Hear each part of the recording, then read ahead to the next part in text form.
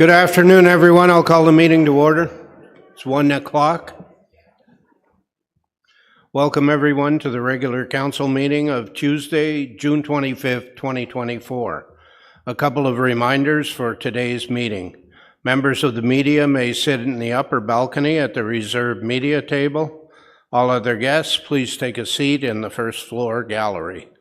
If that is full, there is overflow seating on the second floor in the Victoria Room, where you will be able to see and hear the meeting. We live stream the meeting on our YouTube channel, and the recording is available after the meeting. This meeting is also broadcast live on your TV, Cogeco subscribers channel 10, HD channel 700, and rebroadcasted on Wednesday at 9 a.m. and on Saturday at noon. Because meetings are accessible to the public in all of these ways, video or audio recording by members of the public is not permitted in council chambers, with the exception of the presentation of the 2024 Environmental Hero Awards. This is to ensure that all attendees and those who come to make a deputation feel at ease. Thank you for your cooperation.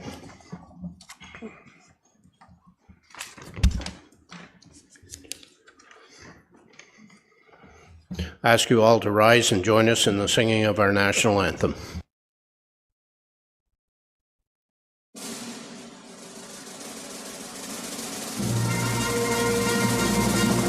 Oh, Canada, our home and native land, true patriot love in all of us command. With glowing hearts we see thee rise, the true north, strong and free. From far and wide, O Canada, we stand on guard for thee. God keep our land glorious and free. Oh, Canada, we stand on guard for thee. Oh, Canada, we stand on guard for thee.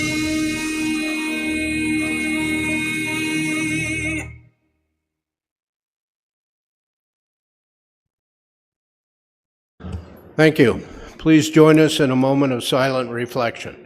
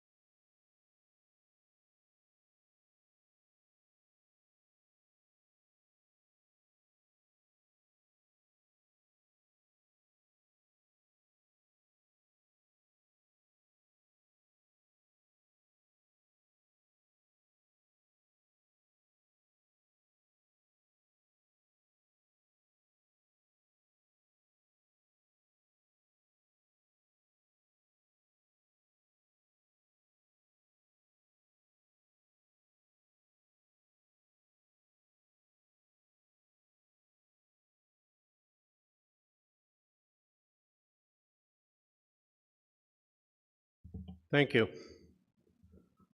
Councillor Joyce, I believe you have the adoption of the open agenda. Yes, I do, Mayor. This is the agenda for the open session of the regular council meeting of Tuesday, June 25th, 2024 be adopted as circulated and with the following amendments. There are 4 amendments. Item 7.3 being a deputation by Chris Miniker regarding report ENG 2024-012 Southview Estates. Item 7.4 being a deputation by Christine Blackman and Michael LeBlanc regarding report plan 2024-036, application to amend the Township of Somerville zoning bylaw 78-45 at 5 Kriegel Street, Kinmount. Item 7.5 being a deputation by Bruce Kingshot regarding a request to resurface Laird Drive. And lastly, items 15.1.17 being a bylaw to appoint a municipal law enforcement officer for the City of Court Lakes, Rutledge. This is moved by myself and seconded by Councillor Warren. Thank you. Any comments, questions on the agenda? Seeing none, all in favor? And that's passed. Are there any disclosures of pecuniary interest on anything on today's agenda? Seeing none, should any arise during the course of the meeting, advise the chair and we'll deal with them accordingly. Moving on to notices and information by members of council. Councillor Warren. Through you, Mr. Mayor. The Fire Relief Committee of Bobcaygeon has helped many victims in the fire in Bobcaygeon. The committee looks forward to having almost everyone affected into permanent housing by the fall. And this was quite a few people, 16 apartments, so it's really an incredible feat. So we're moving to finish it up, hopefully by September. I was pleased to attend the opening of the Truth and Reconciliation Garden in the Bobcaygeon Beach Park, where all the native plants were planted by the children from the Bobcaygeon Public School. And the circle of boulders came from the beach park, which was big, huge boulders that they had dug up naturally. So anyway, miigwech. There's going to be an information evening on everything about heat pumps and why they are the most economic way to heat your home at the old library in Bobcaygeon at the Sheila Boyd building tomorrow at 7 p.m. And finally, the electric vehicle and environmental fair in Bobcaygeon went well. Even not so great weather. It was kind of cool and nasty, but a lot of people did come out. And actually 30 people drove an EV through the drive, plug and drive. And there was information from many environmental groups, including Active Transportation, Kawartha Conservation, Seniors for Climate Action Now, and information on heat pumps. And I want to thank everybody from the Environmental Advisory Committee and everybody who helped bring this together. It was a good day. Thank you. Thank you. Deputy Mayor McDonald. Yeah, thank you, through you. Yes, I had the opportunity to go to Victoria Manor the other day to give an award. It's a Sienna Sparkle Award at Victoria Manor. It was given to Carol Mosier, who is a resident there. And this is given the award to honor a resident who goes above and beyond to help cultivate happiness and create a community in their home. It was great, and there was over 200 people in the running for this, and she was lucky enough to be voted in for that. So congratulations to Carol Mosier for the nice award that she received. And the other one I have today, I know most people don't know about this, but the International Plowing Match is coming up October 1st to the 5th. And I think I say this at every meeting. It's a great event, looking forward to it, and we're still looking for volunteers. All right, thank you. Thank you. Councillor Joyce. Thank you, Mr. Mayor, through you. I'm going to start off with my regular library announcement and then move into some other things here. So summer's on, so it's quite a bit here that the library is really kicking things off into gear for the as they usually do each summer. The Summer Reading Club is back again, and registration went live a couple days ago. And everyone who registers receives a goodie bag filled with lots of fun items. most importantly, the reading passport that helps encourage kids to read all summer long. There's a summer slide each year, which is where students' reading ability start to slide because they don't read as much. So this helps pick that back up. So as they read, they come to the library, collect special beads, and they put this on a necklace, and they get to show off how much they've read through the summer. The more they read, the more beads they collect. There's prizes to keep the kids engaged and excited. This year, the theme is outer space, and the library has some pretty incredible programs for immersive space experience, complete with sensory lights, projections, and a spacewalk. Well, I wonder if adults can participate in that. That sounds like fun. Also, this was very popular last year. The Touch a Truck events are back through the summer. There'll be fire services, the roads department, Miller Waste with their trucks, Kawartha Lakes Police Services, as well as the local OPP will be visiting library branches. As well as there's Parks and Recreation will be offering pop-up story times at different community locations.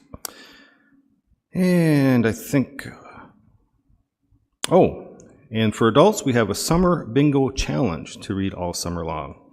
So that's what's happening. I encourage everybody to go to the library website. You'll find all kinds of things happening with events, crafts, scavenger hunts, and activities planned throughout the summer. Moving on from that, in Little Britain, we have Canada Day coming up on July 1st. It's a drive-by cake fest. Now, isn't that going to sound like fun? So volunteers will be at the main intersection of Little Britain, between the hours of 10 a.m. to 12 noon to celebrate Canada Day with cake. You're welcome to stop, pull your car over and chat with people, have some fun, or you don't have to get out of the car. Just drive by, stop, and you get a slice of cake.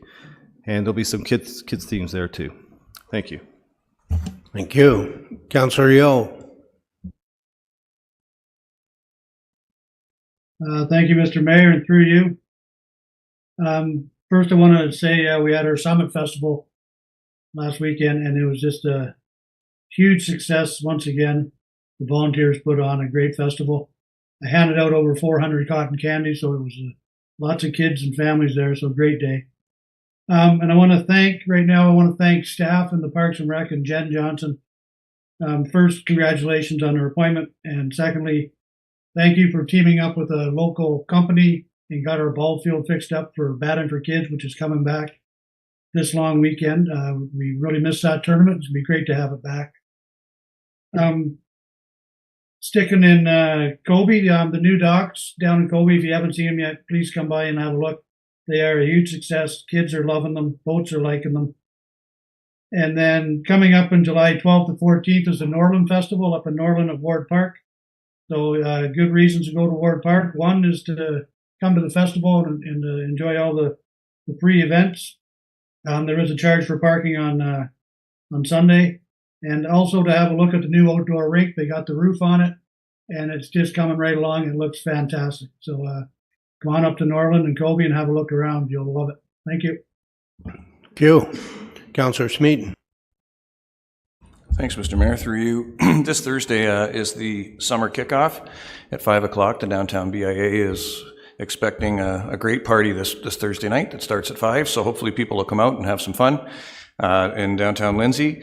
The Legion in Lindsay, the Lindsay Legion often this summer has quite a lineup of entertainment, so keep your eye on Facebook or wherever you like to look at the Lindsay Legion. Bob May, Randy Reed, there's a lot of great entertainment through the Legion for people to come and see. We had a great night with Councillor Joyce, Councillor Warren, the Mayor. A few of us went out to Globus a few weeks ago, and it always amazes me how many Ward 5 people I see. I have in my Ward 5 announcements because it just shows how well they're doing at Globus Theatre. We went there and we saw everybody from everywhere in the city is taking advantage of that. A great show, really great show. The Boys and Girls Club had their Kawartha Youth Awards at Fairview Baptist Church a few weeks ago, and I can't tell you what hats off to Amy and her team. It was literally, I couldn't believe, I had no idea it was going to be the gala it was. Really, really well done. To the Deputy Mayor and his crew, went up and saw some Optimist soccer on Wednesday night just to see the kids, and I'll tell you, it's unbelievable to see how many kids are outside again and playing, and kudos to you and your son and everybody who does the refereeing and all that goes with it. It was a great night to see people and have some chats. Canada Day, obviously July 1st. For Lindsay Wilson Fields, the festivities begin at 4, and the fireworks are scheduled for 10, obviously based on sunset, but that's the idea. And hopefully we'll see people here on July 8th for the pride flag raising at 9:30 a.m. here at City Hall. Thanks. Thank you. Councillor Richardson. Thank you, and through you, Mr. Mayor, I want to send out a huge congratulations to the Janetville Community Centre Board, who hosted their first annual Community Day this past Saturday, June 22nd. It was incredible to see the volunteers, and even more incredible to see the entire village out supporting this, and I'm sure that it will become an annual event. It felt quite nostalgic for me, because I'm thinking back to the 70s and 80s when we used to do it. I think I just dated myself, but so be it. And tomorrow in Bethany at the church at 2 o'clock, there's a Tea for Two with speakers speaking from Lang Pioneer Village. And also Gears, Guts, and Mutts will be back in Bethany on Saturday, July 22nd. Also, I want to send out a huge congratulations to the Emily Cemetery. They are recognizing their 150th anniversary this Sunday, June 30th at 2 o'clock. It was founded in 1874 and is one of our oldest cemeteries in the region. So thank you. Thank you. Councillor Perry. Thanks very much, Mayor. And at the risk of virtue signaling, this will be more like virtue shouting, inviting everyone to slow down. That is the number 2 concern I hear from local residents about fast driving on our local roads. Roads being the first concern, and speeding and fast driving the second. So please slow down. Signs, speed bumps, and speed traps can only do so much. It's we drivers who are the ultimate way to stop speeding. We have an increased police presence now in Ward 3, so there may be some self-interest to drive safer and with more care at slower speeds this summer to make sure we all have the most fun.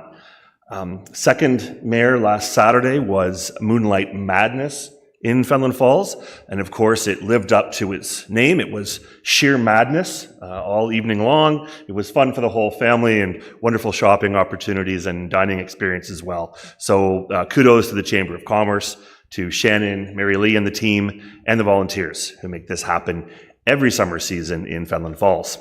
And of course, coming up, as was mentioned, Canada Day this Monday. Of course, the best place to spend Canada Day throughout Canada is Ward 3 here in the Kawartha Lakes. So everyone's encouraged to come on up. There are activities all day long. If you want to know what's on, go to the Maryborough Lodge website where they have all the Canada Day festivities listed. Again, this year, it's the businesses and local organizations who'll be doing their thing to provide all kinds of wonderful celebrations and commemorations of Canada Day. And of course, the fireworks will begin at dusk. So look forward to seeing everyone in Ward 3. Thank you, Mayor. Thank you. Councillor Ashmore. Thank you, Mr. Mayor. I have a few announcements. I'd first like to recognize Victoria Place resident, Mr. Harry McCabe. Harry attended the 80th anniversary of D-Day in France recently, and he was representing Kawartha Lakes and Canada, of course, and Harry and another World War II veteran planted a Canadian flag and attended a gravesite ceremony locally, just in Normandy. And of course, June 6, 1944, this occurred, and on this June 6th, 80 years later, he attended the events and a formal dinner and with senior officials from the government of Canada and France. So I wanted to thank Harry McCabe for attending that on behalf of residents. This past June 8th, 2 NHL brothers came to Bars BMR Bobcaygeon. They were celebrating their 10th anniversary of the business in Bobcaygeon, and they were Taylor and Darren Radis. And Taylor, he plays for the Chicago Blackhawks, and his brother Darren plays for the Tampa Bay Lightning, and they spend a lot of time with the kids there and autographs, and their family has community support here in Kawartha Lakes, and I wanted to thank them for coming, spending the time to come to that opening or that commemoration for 10 years. Of Bars BMR in Bobcaygeon.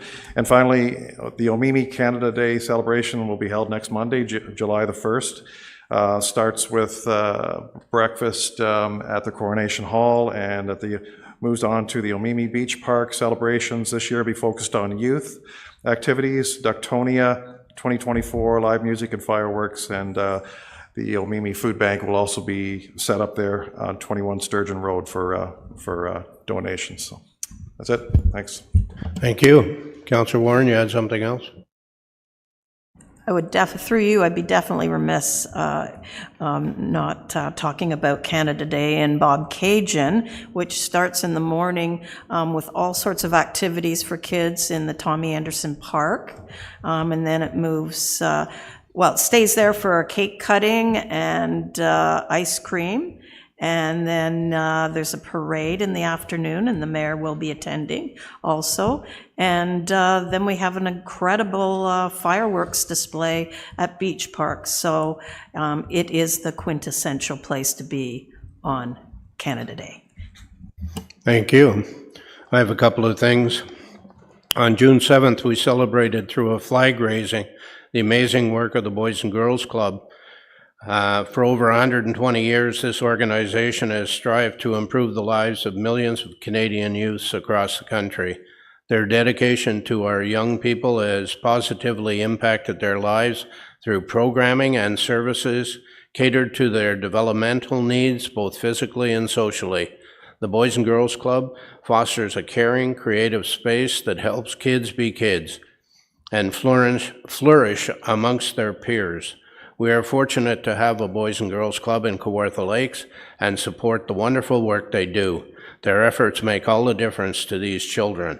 So thank you to all the folks at the Boys and Girls Club. Also, I wanted to note that a City of Kawartha Lakes resident, Meredith Mercer, she and her husband have a place on Shadow Lake, and her father is Greg Mercer, who lives in Bobcaygeon and was the chair of the Chess Fund up there. On the night of May 22nd, 23rd, Meredith Mercer became the 27th Canadian woman to summit Mount Everest. A huge achievement. Just a great achievement by her. So we congratulate her and thank her for all her efforts. Moving on, are there any notices from staff? No. Thank you. We'll move on in our agenda. Could I have a motion that the minutes of the regular council meeting of May 21st, 2024 be received and adopted? Councillor Richardson, Councillor Ashmore. All in favor? And that's passed. Presentations, I'll now ask Councillor Warren to do the presentations for the Environmental Hero Awards.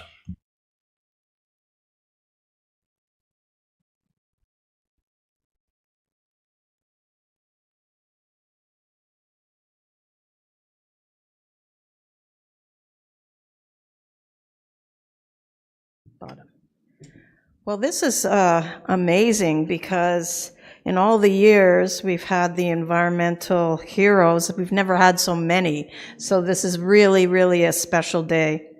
So we're going to because we have so many, we've got to get going. Our first one, we've got a bunch for Business Environmental Hero, and the first is Doug Kennedy. And Doug Kennedy was a member of the Environmental Advisory Committee many years ago. So his business is Greenside Up Environmental Services, and his heroic action is a family-owned business that is an award-winning ecological contracting company specializing in landscape construction and natural resource management. The company is committed to environmental action in a variety of areas: natural plant nurseries, forestry, sustainable agriculture, biological services, landscape construction, and ecological restoration. The nominator has also added the business is very friendly and helpful to work with. So Doug, come on up. Thank you. Go around. Yeah.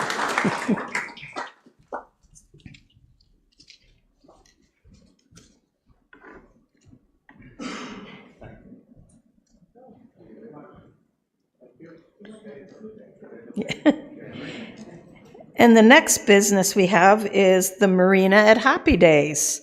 And Jill Quest was the nominator, and she's actually here to accept the award. It's been a family-owned business located on Pigeon Lake and in the territory of the Michisaugig Nishnabeg. The marina that are taking direct action to stop environmental destruction.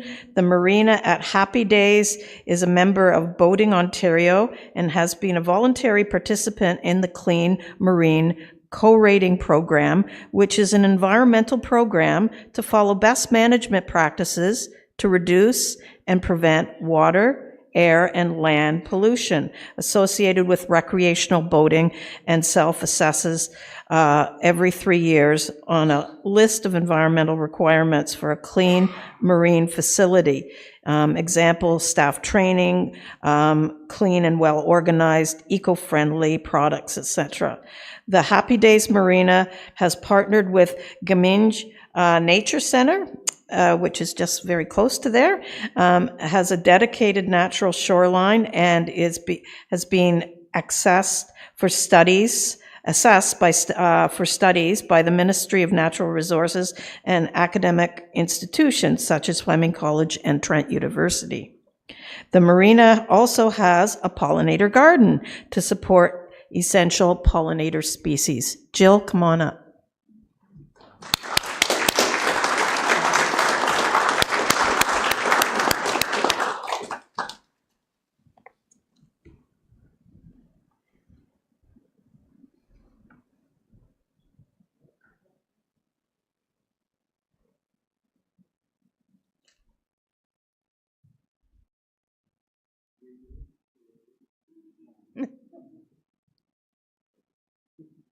Thank you. Okay, in the next business, we have Inspire Beach Resort, Harry James, located on Shadow Lake, is a peaceful natural retreat for people to come to cottage country. With the goal of keeping their site undisturbed and natural, every structure was built with the surrounding grasses and bushes and majestic trees left, and cabins and furnishings in earth tones. The business is nominated as an environmentally friendly resort, which has taken extra steps to keep things natural and close to its original environment. So, Harry, James, come on up. They said they were going to be here. Okay.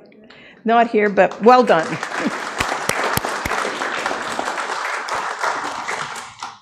Okay, and now we're going to move on to the individual heroes. And the first one we have that's here, well, actually, I'll read the other ones. A couple people were not able to attend. Shara Britton and Linda Hybert, nominated by Julia Taylor, who used to be on EAC.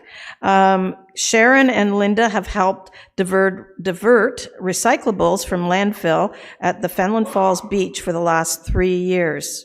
Local residents have placed 90-gallon blue bins beside the waste receptacles on the beach, and Sharon and Linda visit the park several times a week and pull any non-recyclables out of the blue bins and dispose of them properly. Sharon and Linda also have a go to the beach on garbage day and wheel out 4 large blue bins to curb for collection. If it weren't for Sharon and Linda's commitment to this volunteer role, there would be no recycling at the beach. So well done, Sharon and Linda.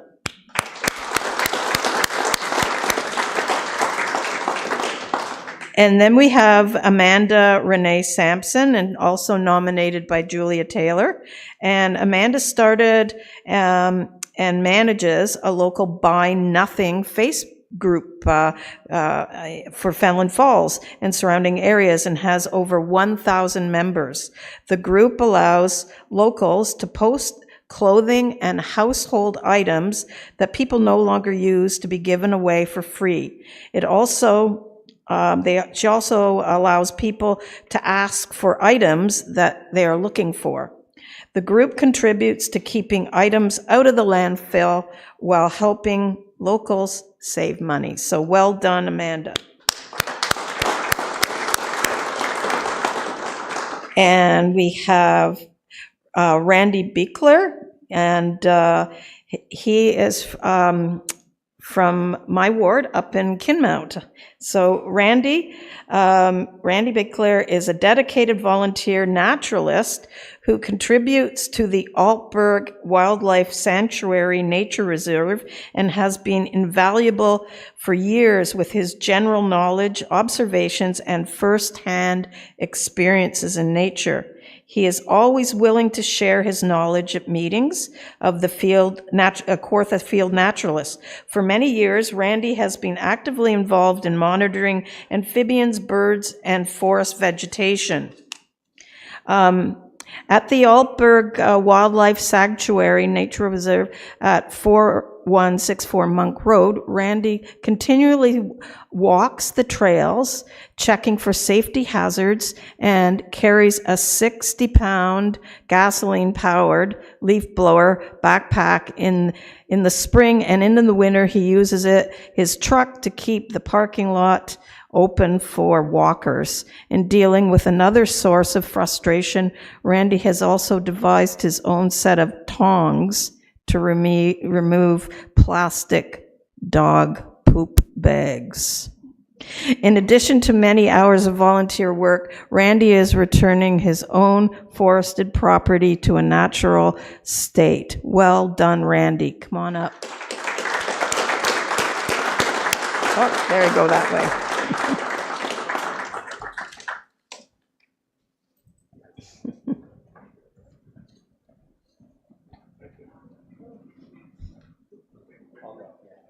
Yeah.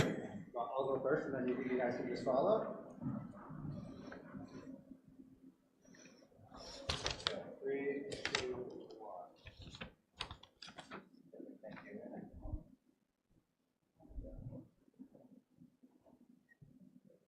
you.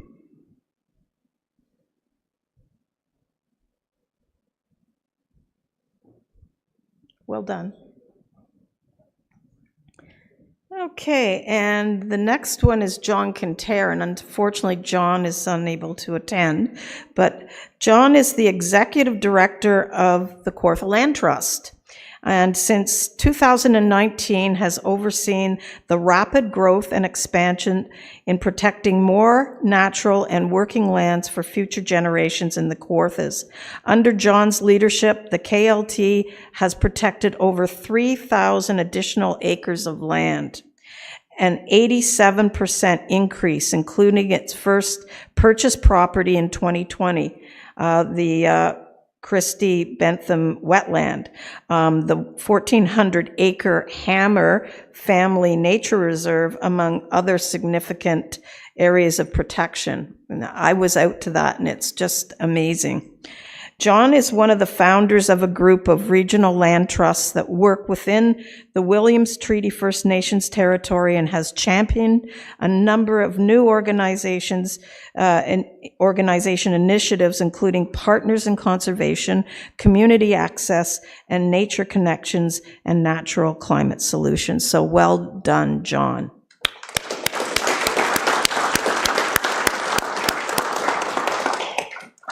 And the next group we have are the student heroes, which are so important these days to have that voice.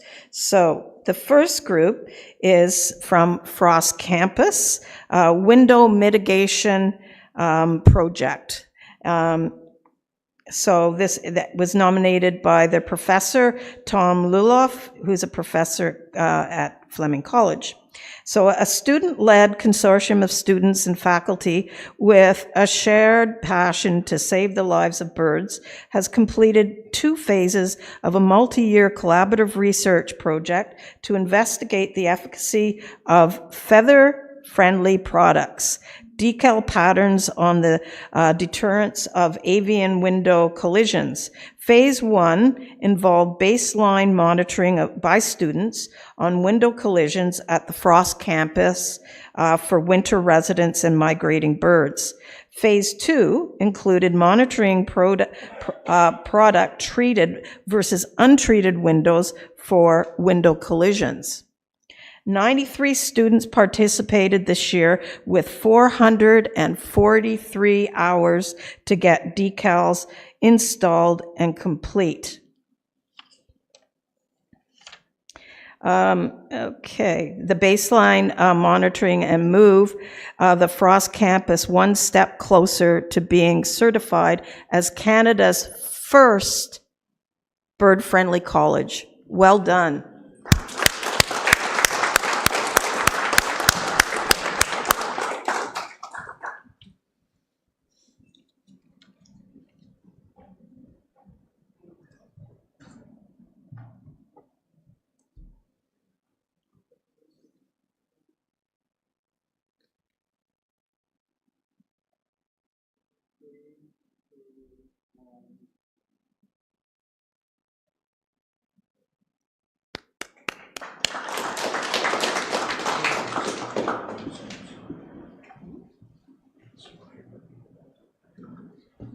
Oh, I don't know. Okay. So we're going to go on now to the Seed Library. They were nominated by Christine Zabatus, who's a CLIAC and B City member. And Rebecca researched ethical methods for native seed collection, ways to ensure continued genetic variance and biodiversity, and seed processing methods. Rebecca independently brought the Seed Library project from an idea to completion and prepared accurate guidelines and instructions for community members when using the Seed Library, including how to efficiently stratify native perennial seeds. Rebecca participated in Tall Grass Prairie seed harvesting, hosted by the Kawartha Land Trust, and was designed with her father's help a prototype seed library made from repurposed kitchen drawers. The first library was opened at Bellyduff Trailhead, and discussions are underway with Gaminge Nature Center and Ken Reed Conservation Area. Rebecca has been environmentally active in the Junior Beekeepers, Young Beekeepers in Slovakia, Kawartha Junior Beekeepers, founder of Bee Friend Pollinators, among other green advocate and bee initiatives. Well done. Come on up, Rebecca.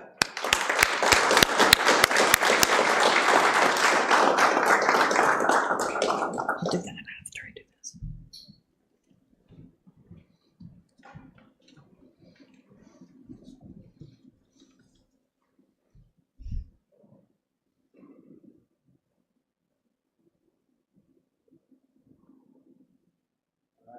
Me, and then we got another one behind.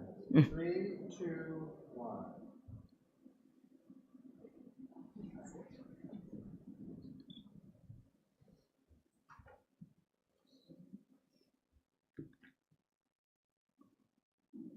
Thank you. Okay, and so the final student one award goes to the Green Advocates team at IE Weldon, nominated by their teacher Julie Hendren.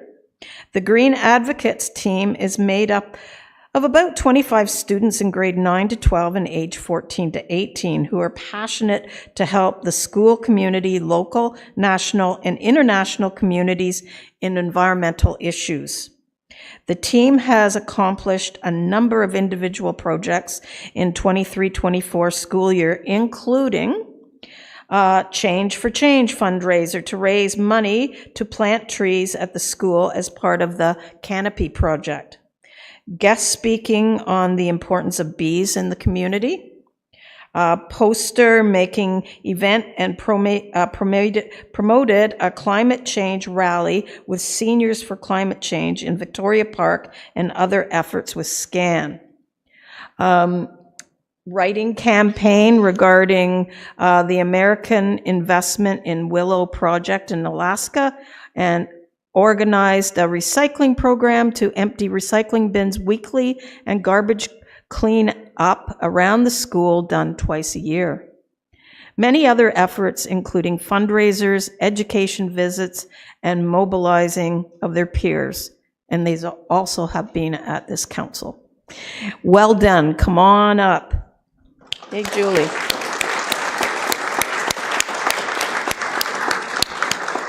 I think Julie's supposed to be here anyway. And I believe that Inspire Beach Resort is here if they'd like to come forward and receive their certificate. I heard they were out. Come on in. Come on down. They gone? Okay. Anyway, folks, this is very heartening to see so many environmental heroes. Well done. Thank you very much.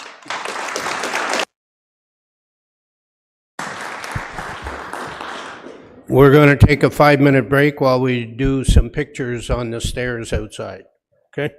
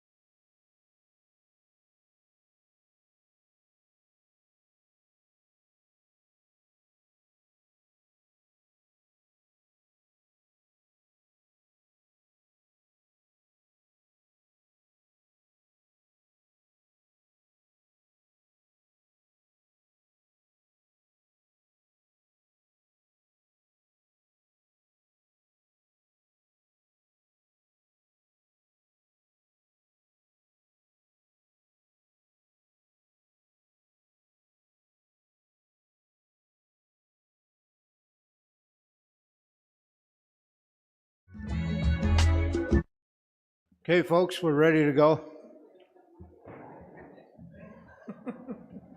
Moving on to item 7 on the agenda, which is deputations. If nobody has any objections, I believe Mr. Kingshot has a meeting imminently, so if no one cares, I will ask him to do his deputation first. It's item 7.5 on the agenda, request to resurface Laird Drive. Go ahead, Mr. Kingshot. This button, there we go. Oh, thank you. Perfect. I'm just here to see if we can resurface Laird Drive. Laird Drive is less than a kilometer long.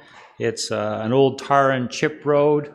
It's always full of potholes. It's hard to drive on, and it's really bad for pedestrians. The pedestrians walk in the middle of the road. Some of them have canes. There are a lot of elderly people on the street. They're afraid of falling. The smoothest place on the whole road is in the middle of the road. And as I mentioned, it is chip and tar. And chip and tar, when, in the wintertime, when they're trying to keep the ice off the road and the sand, they add salt.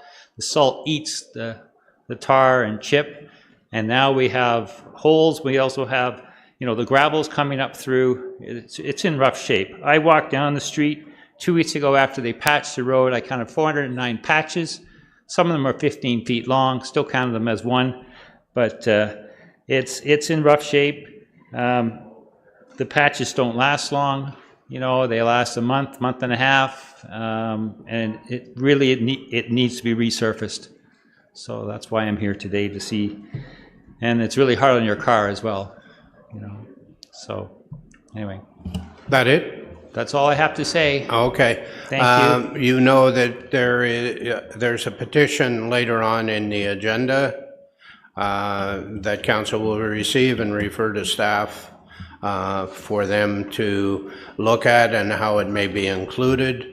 But in the meantime, I'll look for a mover and seconder for the deputation. Councillor Ashmore, seconder Councillor Perry.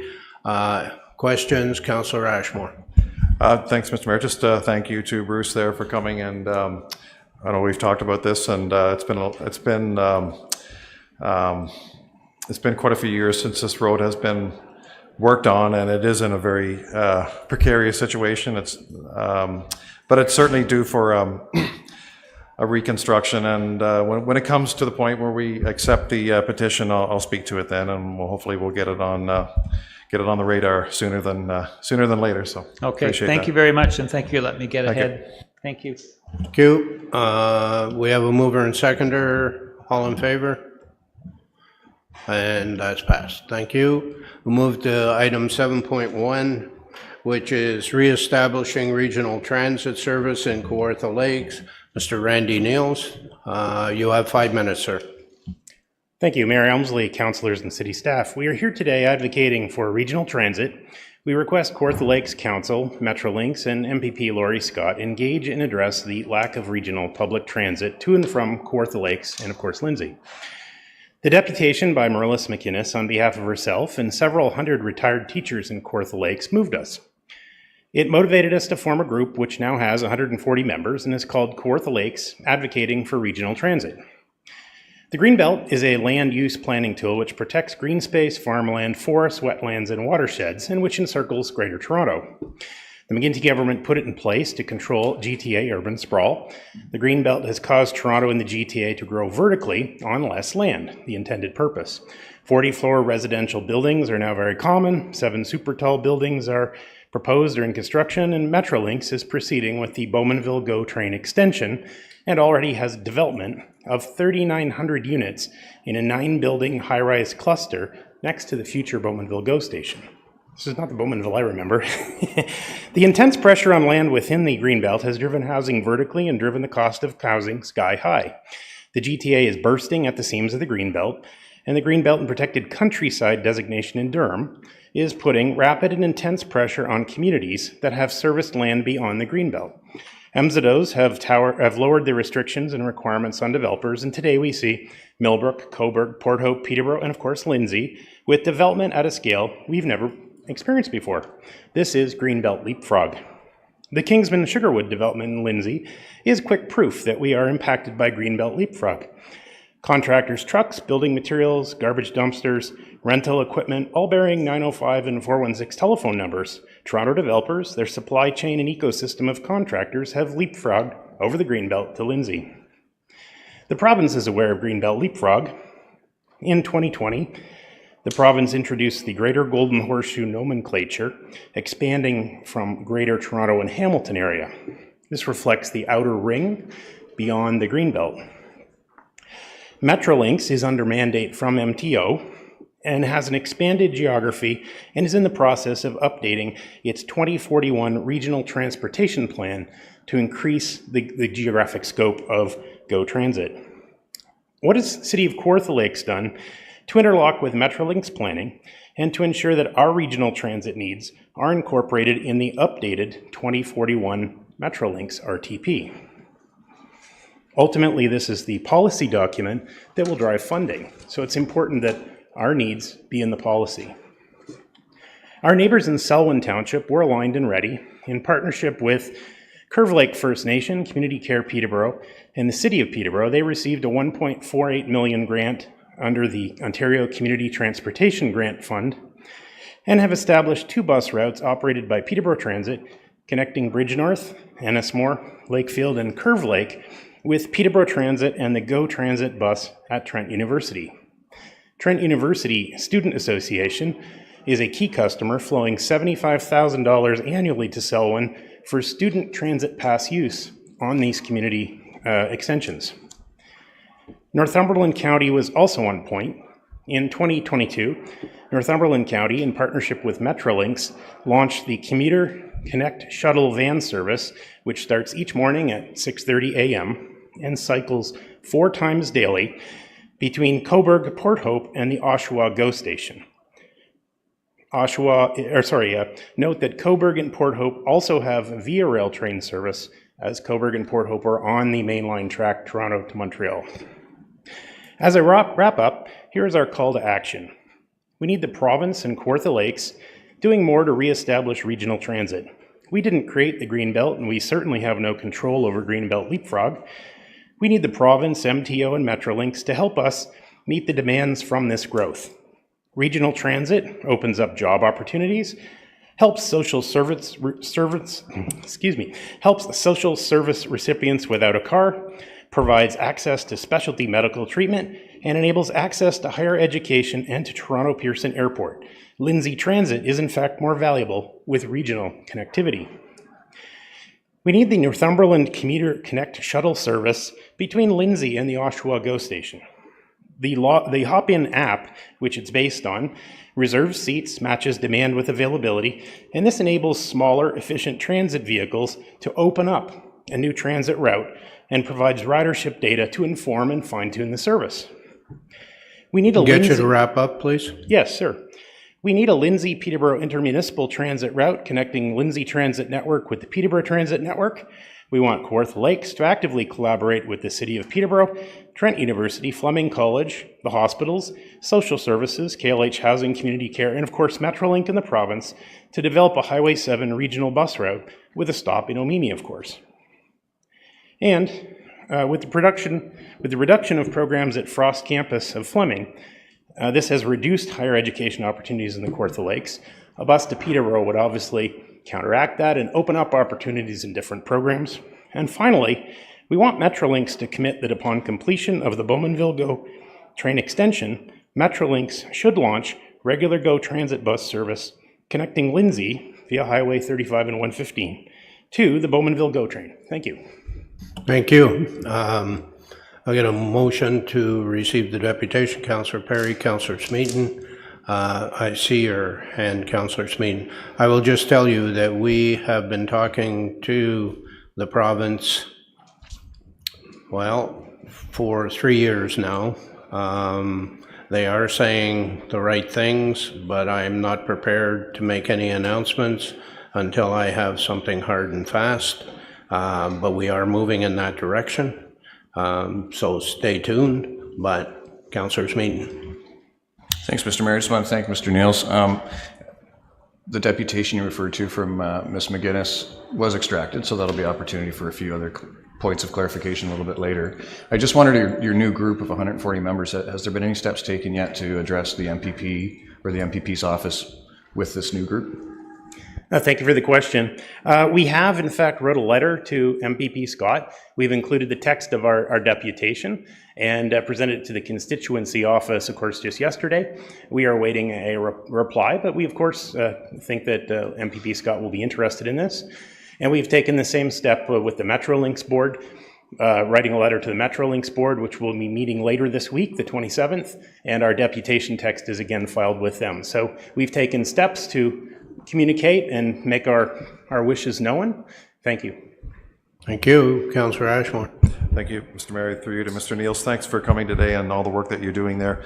And you brought up a lot of great points here, and this group is great to have to lobby not just elected officials, but people in, for example, Metrolinx. I mean, Metrolinx should be there to work for us. We've seen what, you know, on the LRT in Toronto, the Eglinton Crosstown, how things have been so slow with that, but let's hope that we don't wait that long. But you know, it wasn't that long ago when the GO station was in Pickering, and that seemed so close, and it's great that it came to Oshawa, and now that it's coming to Bowmanville, that's awesome because it's so close to us, but we really do need that connection to Lindsay, and hopefully we can get that sooner than later. Thanks. Thank you. Councillor Joyce. Thank you, Mr. Mayor. Through you, I just sort of an anecdote here is I have a very good friend of mine, many years. He's legally blind, can't drive, and he moved into this area but chose Peterborough for this very reason. He looked at Lindsay. His sister lived in Lindsay, but he chose Peterborough because his mother lives in Brampton. It takes him almost all day, but he can take public transit from Peterborough all the way looping through Union Station up to Brampton to visit his mother. And we'd love to see that happen here in Lindsay too. Thank you. Was there a question for the deputy? No, it's just an anecdote I wanted to stress. Thank you. Since 2009, he's been able to take the bus. Peterborough bus from GO Transit started in 2009 with direct service to Oshawa. Early in my career, when I was looking for experience as a fresh grad from Fleming, I lived in Bethany and I commuted to Toronto through the Oshawa GO train station quite a lot. Thank you. Thank you very much. We have a mover and seconder, all in favor, and that's passed. Our next deputant is Mr. Christian Siwiak. Excuse me if I mispronounced your name. And you have 5 minutes, sir. This is on Witchwood Crescent, the installation of sewers, and I assume curbs. Before I begin, I just wanted to ask if council has received the supporting documents that I submitted. Everybody received a copy?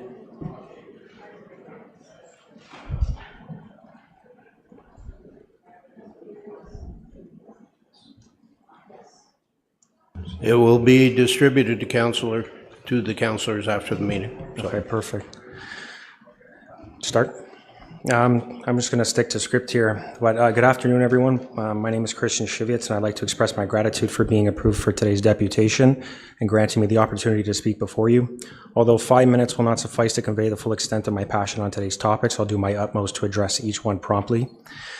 As I'm sure you've reviewed, I've initiated not one but two petitions, one concerning the roads and the second concerning the sewers, with over 300 combined signatures in support of. I want to emphasize that this deputation is strictly about Witchwood Crescent as a whole. However, I'm not here to only speak for myself, but on behalf of the wonderful residents of Witchwood Crescent, the hard-working taxpayers of Fenland Falls.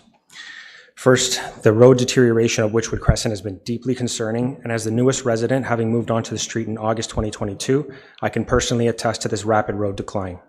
If you're not familiar with Witchwood Crescent, we are a street with 22 properties and 3 fully operational businesses: Langdon Public School, Extended Care Fenland Court Long-Term Care Home, and Witchwood Lodge Cottage Resort. Langdon Public School, the primary reason for requesting urgent attention is the heavy school traffic that passes through our street twice a day, 5 days a week. The constant flow of drop-offs and pickups places a considerable strain on our already deteriorating road. Cars enter from the south side of the Witchwood Crescent, loop around, and park on the side of the road to wait for children after school, as do many buses. The long-term care home, although the school generates more traffic, the long-term care home also contributes to the road by use of staff, visitors, delivery trucks, and others. Witchwood Resort being open seasonally does not pose much traffic through our street, but for those visiting the resort throughout the summer months, looking to explore the area, etc., it does slightly add to the use. We have received tremendous support from parents, grandparents, siblings who pick up and drop off children at the school. Many have acknowledged that the road is in terrible condition, making it difficult to navigate. School representatives also support us as they recognize the congestion's significant impact on our street and the safety to the children's gym class activities. As residents, we are particularly affected by the situation, having to leave and return to our homes each day. The road is in poor condition and are not only inconvenient, but also cause significant deterioration to our vehicles, which I think is truly unfair to the residents of Witchwood Crescent. Secondly, the sewer infrastructure. Our street has been continuously neglected, whether it's municipal water only being run a portion of the way, ongoing terrible road conditions, and never having the opportunity to have sewers put in. Again, I think it is unfair to the residents of Witchwood. I was able to talk and discuss this topic with many people during the time I was signing these petitions, and ran into one particular homeowner on Elise Street who had just rebuilt his house. He was able to share with me that his overall tax bill is nearly half of what many of the other residents and myself on Witchwood pay annually. The homeowner not only had his house rebuilt, but also benefits from the existing municipal water service, new sewers being installed, and a freshly repaved road once construction is complete. Remarkably, his taxes are again half, if not less than what most of us are paying on Witchwood Crescent. Many homeowners on Witchwood Crescent are facing the need to renew their septic and holding tanks in the near future. From what I've gathered, most residents here would rather invest in new sewers than reinstall new septic and holding tanks. Thirdly, you may ask how this affects some of us on a larger scale. I'll explain to you my personal situation. Without the proper sewer infrastructure, it affects my 5-star short-term rental business that I've been operating since 2022. It's a major contributing factor, financial factor, as to why I bought and how I actually continue to afford this property. The recent implementation of the short-term licensing and the constraints imposed by the septic limitations have presented unexpected obstacles, particularly imposed guest capacity limits, which are directly relating to the existing septic capacities and land limitations. The absence of the proper sewage infrastructure affects me significantly in many ways. One being less bookings, loss of revenue, cancellation of existing reservations. It affects my credibility as a business owner, leading to financial loss as I'm already in the red, and causing me financial distress. Without the proper sewer infrastructure in place, it poses many issues, which I'm sure other homeowners are facing regarding the short-term rental licensing. I am requesting that I be granted the legal non-conforming status based on the city zoning bylaws, which I trust you're familiar with. Multiple direct emails from the city in 2022 stating that short-term rentals were not regulated prior to restrictions, and the definition in Section 34, Number 9 of the Ontario Planning Act that addresses legal non-conforming uses. In conclusion, we, the residents of Witchwood Crescent, the hardworking taxpayers, urgently ask for your attention and the priority be redirected to our street despite the long-term neglect we have endured.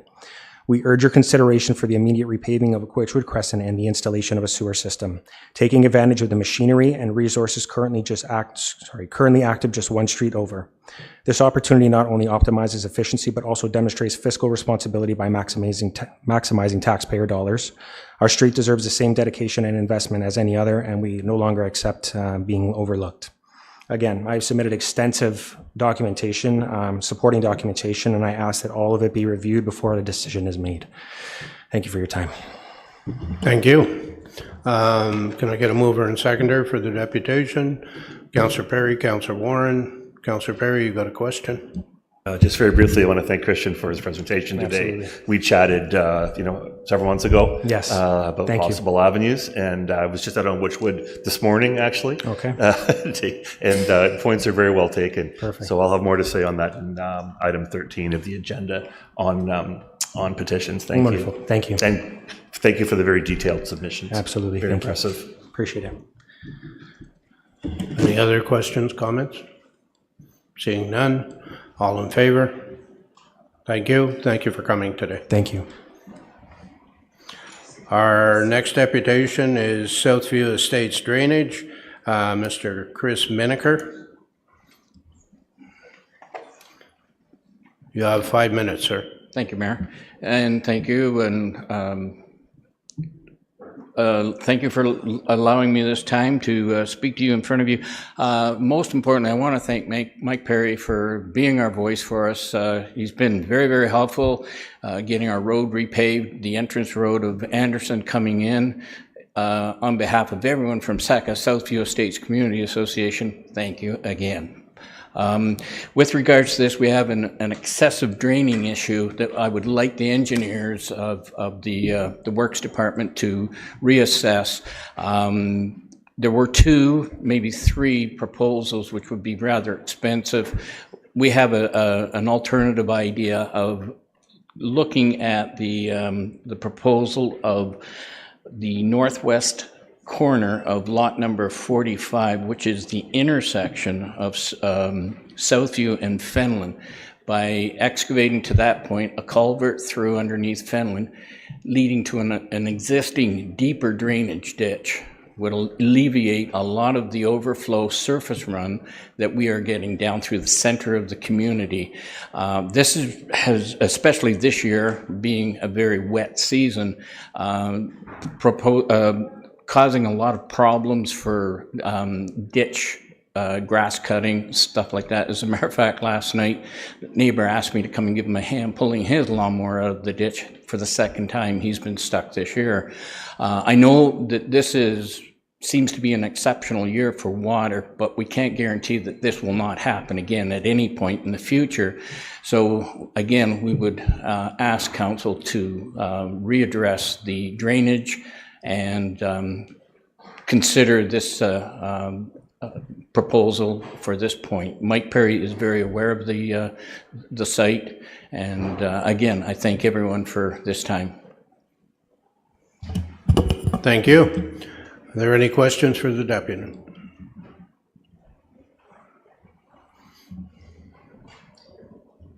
It comes up later. Go ahead. Just going to say thank you for coming, and thank you. It's always a team effort that goes into public works and repair, so I'll make sure I make that clear. Just briefly then, you are with the association at Southview, you see a community need. Could you speak a little more detail about the drainage and the community need there, and the circumstances that you're encountering in terms of the water? Like I say, the excessive moisture. Myself personally, my wife and I have had to excavate our basement quite well, installing a second and third sump pump. Over the period of the winter, we recorded 2,800 gallons of water that we manually had to pump out. So this, like I say, this excessive water is not going to go away. We don't know when it's going to happen again. But between that and getting stuck in the ditch, making it impossible to cut the ditch, and the city is also cutting a portion which they're going around. Now we have mosquitoes and a few other problems growing in that long, tall grass. So I would really appreciate it if we could at least have the engineers come out and look at redirecting this water. Thanks very much. That's all I have. It's coming up and been extracted. Thank you, Mayor. Thank you. We have a mover and seconder, Councillor Perry, Deputy Mayor McDonald. All in favor? And that's passed. Thank you. Thank you for coming today. Moving on to item 8, which is correspondence. First item is 8.1, that correspondence from Sandra Robinson and Jennifer McLaughlin of the Kawartha Halliburton Children's Aid Society regarding financial challenges facing communities be received. Mover and seconder. Councillor Perry, Councillor Warren. All in favor? And that's passed. Mr. Mayor, Richards? Yeah, sorry, Mr. Mayor, did we miss 7.4?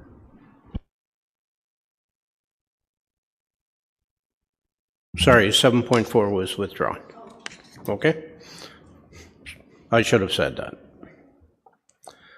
Item 8.2 is a resolution from the town of Cochrane and from the town of Goderich regarding recommended phase-out of free well water testing in the 2023 Auditor General Report.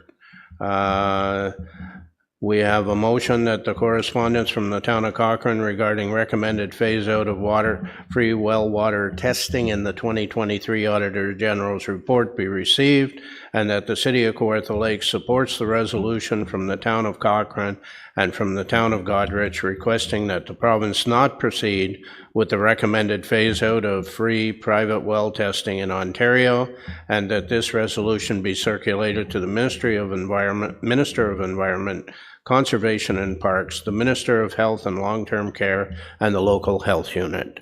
Councillor Warren, did you want to speak to it? Yes, thank you, Mr. Mayor, through you. We have source water protection in so many areas, and when we take this away to the rural communities, it's really quite amazing that they were even thinking this, to not have water tested. That's why I brought this forward to support this.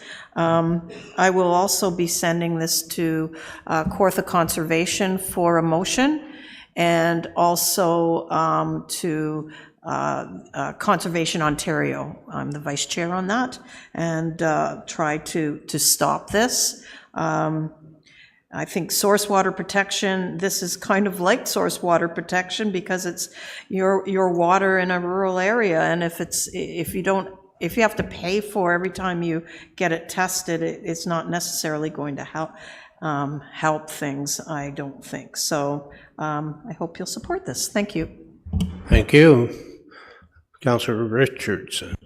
Thank you, and thank you, Councillor Warren, for bringing it to our attention. And a friendly would be is actually sending a letter from our own municipality, because the decision-making is, with the Ministry of Health.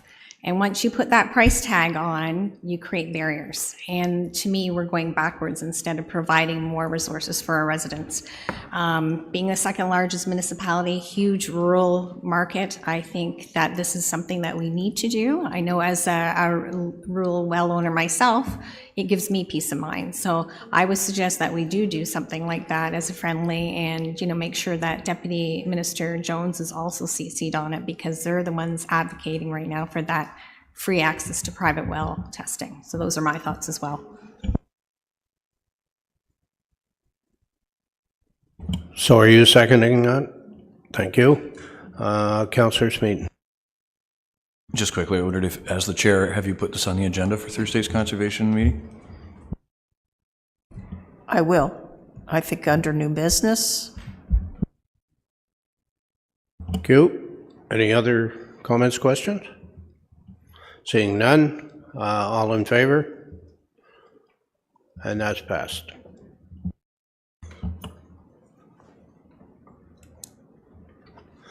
Moving on, we will now have presentations, and the first presentation is on after-hours care.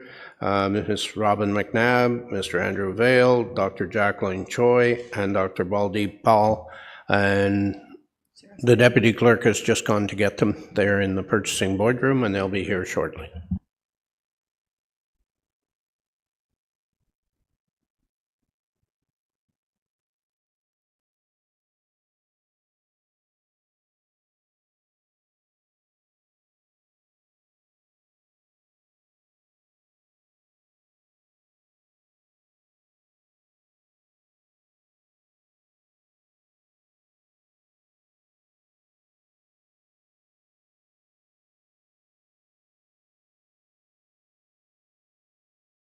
Andrew, you can use the one on the floor. Andrew, use the one on the floor.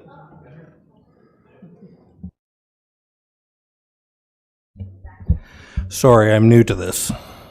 Yeah, we know. Thank you all for coming today. Mr. Vale, whenever you're ready. Thank you. Good afternoon, ladies and gentlemen. I'm Andrew Vale, and I also have with me Robin McNabb from the Kawartha Lakes Healthcare Initiative. And with us we have Dr. Paul and Dr. Choi from the Family Health Organization.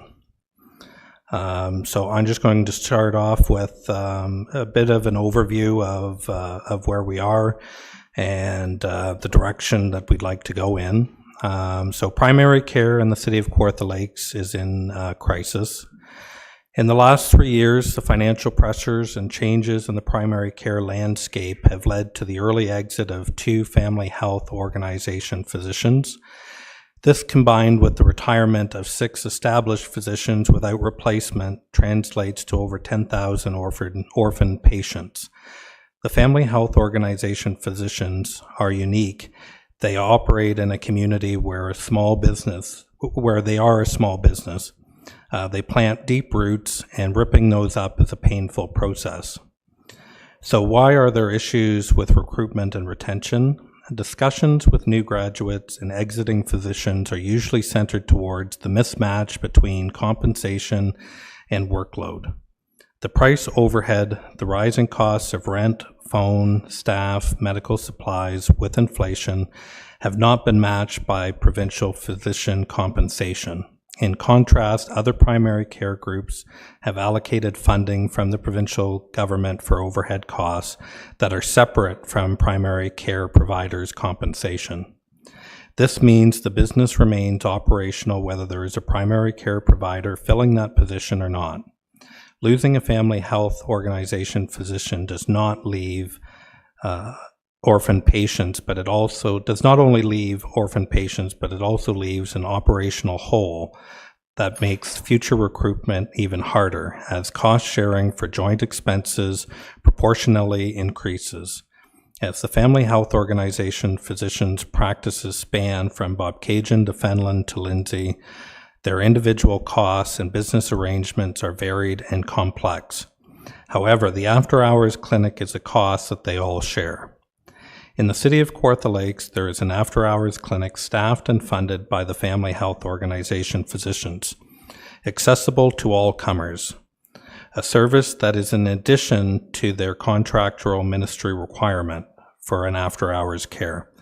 Due to the pressures discussed above, their members are having to pay out of pocket to keep the clinic running in its current configuration. This has contributed to member attrition and led to motions at the family health organization level to alter clinic purview.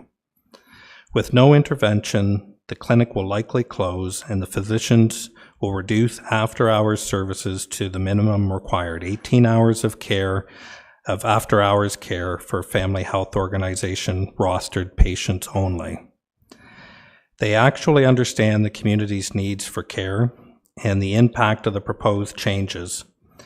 They approached the Kawartha Lakes Healthcare Initiative and presented their concerns to the city with a motion to increase financial support to physician recruitment and retention that was approved at council. KLHCI and the Family Health Organization physicians agree that supporting the after-hours clinic would be a great first step in recruitment and retention for primary care physicians. A financial contribution to the after-hours clinic structure would develop a partnership that services the community while also providing a retention and recruitment incentive for family physicians.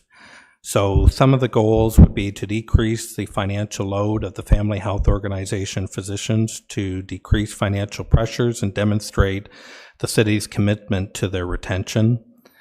Family health organization to brainstorm and help create a sustainable model for an after-hours care in the city of Kawartha Lakes, minimizing patient turnaway. Develop a funding model that encourages participation from all local qualified physicians, with the key is to avoid negation of family health organization physicians for seeing their patients. Staff, so that lining up and waiting in the cold for hours is not an issue, and create partnerships with the CHC, the FITS, and RMH so that access is universal and streamlined. So specifications, they are mindful of being accountable for the funds that are being dispersed, and they have come up with a stepwise plan to not just maintain services, but to increase capacity of the clinic. Step one would be to increase support staff, registration start time, half hour before each after-hours clinic block, change scheduled shifts for physicians to 6 p.m. to 8 p.m., and 6:30 to 9 p.m. on weekdays, Tuesdays to Thursdays, projected for July 2024. Change scheduled shifts for physicians on weekends to 9 to 11 a.m. and 9:30 to 12 on statutory holidays to compensate for increased need, projected for July 2024. Consider restart Friday shifts, reassess, redemand, and ensure that the money being dispersed is optimized for the service to the constituents and the patients. So going through all of that, the request would be for the flow of funding from the city with the above steps taken into consideration, that we would request an amount of $36,000 per month for a 6-month period, which would total $216,000 as the projected cost to run the after-hours clinic. So at this time, if there's any questions, Dr. Paul and Dr. Choi would be more than happy to assist answering. Thank you. Councillor Richardson. Thank you, and through you, Mr. Mayor. I do have a follow-up motion in supporting this aftercare presentation, but do you want to take questions first? We will take questions. Councillor Smeaton. Thanks, Mr. Mayor. Through you, I don't want to steal any upcoming thunder from other councillors, so I typed this out last night so that I didn't do that. I just wanted to say, though, Dr. Paul, you and I have had many, many chats about many things, and Robin, you know how much I've learned from Jamie. And so this is just so thrilling to finally see you here after only a few months, something so powerful, meaningful, and exactly what the public are asking for. And something, a relief for the emergency room, where the backbone of the hospital, doctors and nurses, the front line who really get it, can do their job with a little less stress. And my question to you is, did I hear correctly that there is an opportunity for some sort of warming waiting room built into this, a warming station without the outside lines? I don't know that the physical building per se will change, but by changing the structure of how it's organized and operates, then they should be able to reduce those lines and not have those lines outside and accommodate that. Thank you. Councillor Warren. Through you, Mr. Mayor, and thank you for the presentation. I know it's really needed. Maybe I didn't quite understand the money that was in the budget that went to the healthcare initiative. Can that not be used? That's the request today. It's in a reserve to flow through the healthcare initiative, but it's requesting, it's just requesting the release. Councillor Perry. Thanks very much for that clarification and for coming today in the presentation. It's really great to have someone come back and return with a request, or at least transparency in terms of a redirection or a specification of an allocation from city funds. So thank you. Just 2 quick questions. Did the lineup for the after hours clinic went away? Is it back to people waiting outside again? It's returned to a waiting outside situation? Oh, okay. That's unfortunate. That said, and we always ask this of most of our deputants where funding falls into provincial jurisdiction, if you just let us know, efforts undertaken to lobby the province at the same time as, requesting city funds. Yeah, and I didn't mention as part of that presentation too, the intent would be after 6 months that we would come back to council and report on the changes and the KPIs of changing that after hours clinic and everything. And you can be assured that there are conversations with the province as well. I have no doubt. Councillor Ashmore. Thank you, Mr. Mayor. Through you to Andrew and group here. And I know it's kind of an outside force, but factor. But a lot of times, like, we're experiencing medical school residency spots that just aren't available for students.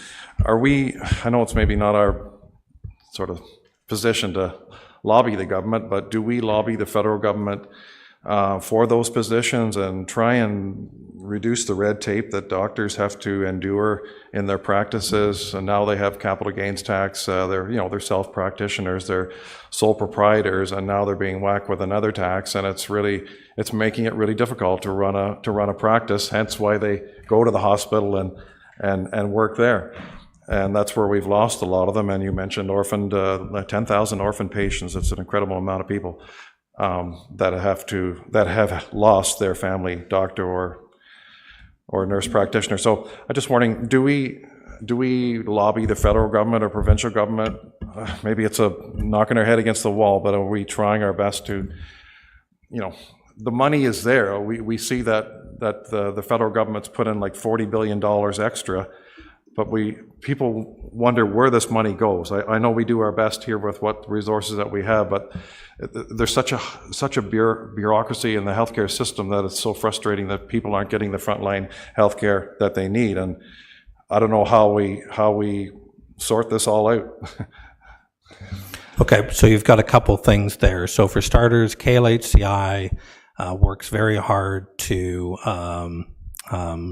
lobby or work with the province, however you want to take that, to make changes to what their formula is for family physicians and recruitment and everything with regards to City Kawartha Lakes and the existing physicians that are here. For starters, there's countless meetings with Laurie Scott's office and the Ministry of Health with those regards. Secondly, your other touch point about medical residency and residency placements and everything else. And as you know, KLHCI has been working for a long time for a residency program housed here in the city of Kawartha Lakes. And I hope that very soon we'll be able to report that's come to fruition. We're closer today than we ever have been to that being a reality. So the unfortunate part is going through all the bureaucracy that you mentioned is a time-consuming effort. Thank you. Let's get a motion to receive the presentation, and then we'll do the follow-up from Councillor Richardson. Councillor Perry, Councillor Richardson, all in favor? And that's passed. Councillor Richardson, go ahead with your follow-up. Thank you. My follow-up motion is as follows, that $216,000 from the special reserve for primary care be released to the Kawartha Lakes Healthcare Initiative to fund the Lindsay-based after-hours clinic for the remainder of 2024. That a further $40,000 be released to the KLHCA to offset costs relating to the operating after-hours clinic by the Kawartha North Family Health Team. And that the KLHCA report back to Council by end of Q4 2024, reporting on fund utilization, resultant service enhancements, and future year funding requests. If I can get a seconder, I'd like to speak to it. Deputy Mayor McDonald,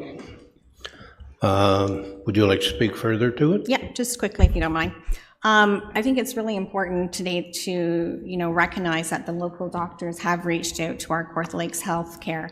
And they're coming to council today to express some of those current challenges in our local healthcare landscape and the recognition of increased capacity. And as stated, they do have a strategic plan, which is pretty awesome. We have the opportunity today. We did put in $500,000 into the primary care recruitment and retention reserve. That works out to that $36,000 per month. And this motion sends a message to the province as well. You need to step up. You need to resolve some of these uncertainties that we're dealing with. And this council can provide some funding to help with that retention and recruitment of our local doctors, which is very important. It takes off some operating pressures. It continues our much needed after hours program for our residents. And that's why we're here. We're representing our communities. We're representing our residents. We have some amazing local docs that want to stay here, and it's part of that equation. You need that retention and you need that recruitment. It might be a little bit trailblazing, but it's pretty exciting to say that we're sitting around the table right now. The city is a stakeholder. This is a first step, and I'm looking for everyone's support today because to me this is a great news story for our communities. Thank you. Thank you. Deputy Mayor? Through you, Mr. Mayor. Yeah, I support this 100%. This is step one. that we hear from our community's concerns, our local doctors' shortages, and we cannot run the risk of losing this after-hours care clinic need. We have our local doctors that want to stay in our community, but they have hard current strains. It's about the support that's needed. The municipality is listening. The deputation today has done a good job explaining the need, and we should support, and it affects all of us. Local doctors have more pressures when administration needs, costing more to run their own practices. This ask today shows the challenges and how investing in our local doctors and our community by coming here today. I also want to recognize the incredible work of the Kawartha Lakes Health Care Initiatives for their community in allowing this partnership and stakeholders and giving us an option today to do better. So again, support it 100%, and we need to help and we need to listen. Thank you. Councillor Perry. Thanks very much, Mayor. And as a co-founder of KLHCI, I don't want to say how long ago, it's a pleasure to speak in support of the motion. I'm just wondering, Councillor Richardson, if you could just read back the reporting line of the last part of the motion. I certainly can do that for you, Councillor Perry. Thank you. That the KLHCI report back to Council by NQ4 2024, reporting on the fund utilization, resultant service enhancements, and future year funding requests. Right. And if I could just add perhaps as a friendly specifics on provincial funding efforts, so that we're not necessarily letting the province off the hook, that this will be done in accordance as Mr. Vale outlined. It's ongoing, so if the report could include some specifics, I would just add that as a friendly. I think it might be included in service enhancements. I don't think so. In terms of service enhancements, it's provincial funding efforts. I'm fine with the friendly, so okay. We'll go with Deputy that. Mayor, you Thanks. okay with the friendly? Yes, I am. Councillor Warren? Through you, Mr. Mayor, of course, we support this 100%, I do. And I was around on council when this was formed, and it was over 20 years ago.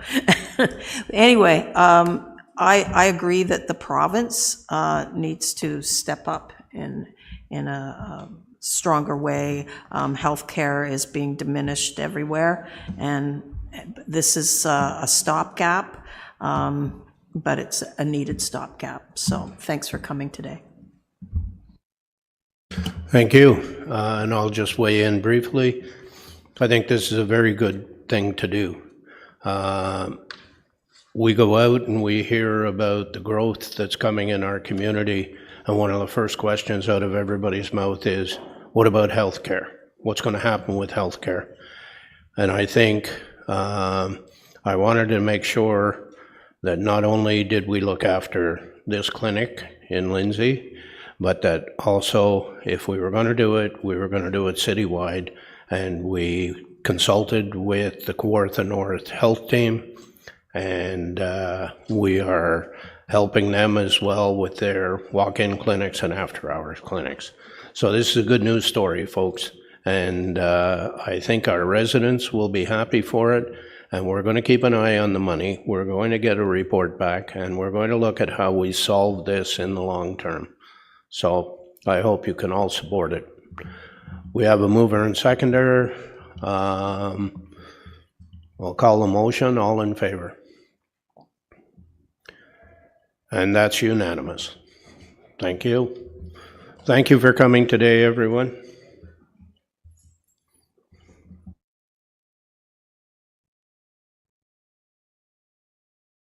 Moving on, speaking of things financial, we have our own treasurer,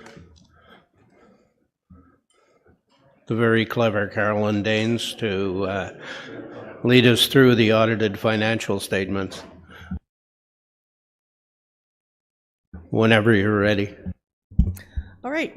So today I'm just bringing the draft audited financial statements. They still have to be approved by council, so that's our last step for our audit. So we're going to talk about the final year-end results. We're going to talk about reserve fund balances, long-term debt, and some financial indicators that the ministry actually provides the numbers to us. They're from our FIR, but they review these numbers in detail with us. So Okay, next slide. So I'm happy to report that the year-end results did not change from my surplus disposition report. So we had our general tax surplus of 3.2 million, we had an area rate deficit of 381,000, and we had the Kawartha Lakes Halliburton Housing Corporation had a surplus of 382,000. So our total city audited surplus was 3.2 million, and again, no change. So that's that makes my team feel very good that we prepare the financial statements before the auditors come and there were no changes to what we gave them. So that's good news for us. The little things in life, right? So then the reserve balances. We have brought this forward to you through the long-range financial plan presentation. A lot of what you'll see in this report, we're just putting in front of you again to reiterate the message that these are kind of some of our priorities that we're looking at for the update to the long-range financial plan for 2025. So we have general reserve balances, and these are within the control of the council. You can choose to reduce them, use them, create new ones.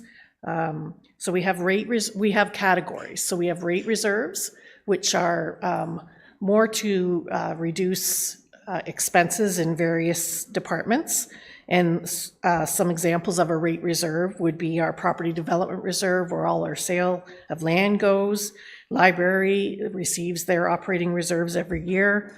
They have about $1 million in reserve right now. Building is moving to more of an obligatory fund. We'll talk about that, but that was done in my surplus disposition report. But currently at December 2023, it lands in rate reserves.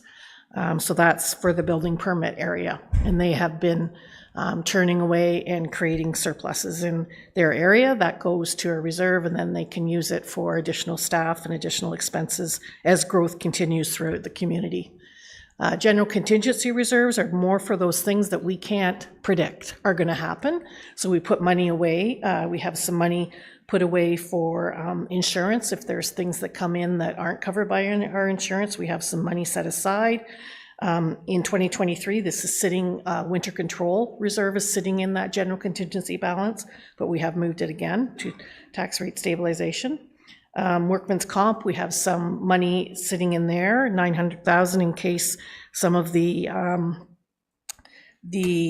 workman's comp claims come in higher than what workman's comp will cover, and the insurance that we have will cover. And we have an uncommitted balance in there of about 2.4 million. So that's, there's quite a bit committed in that reserve category. And then we have our infrastructure reserves, and these are for our capital budget. The majority of this is sewer and water. We have built up some fairly significant reserves in those areas, so we will be using those in future capital budgets. Approximately 16 million of that balance is water and sewer.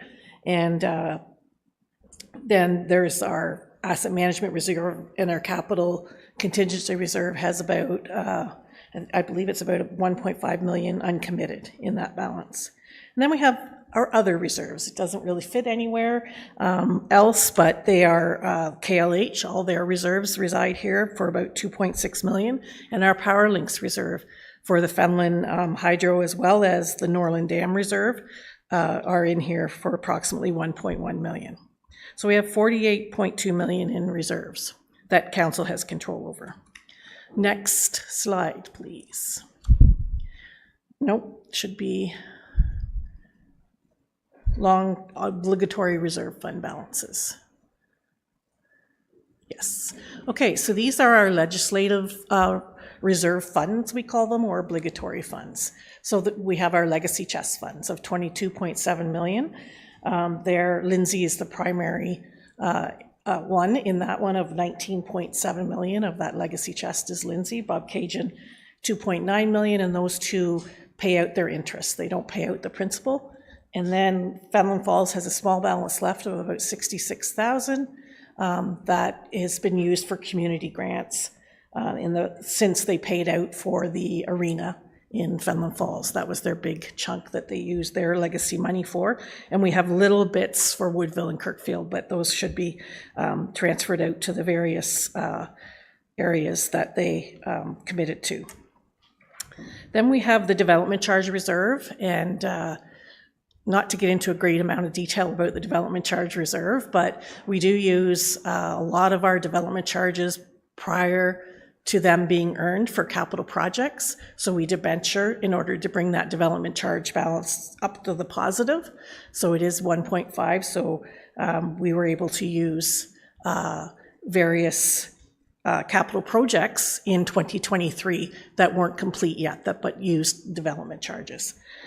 Then we have our other obligatory, and the major balance in that is our gas tax of about 5.6 million.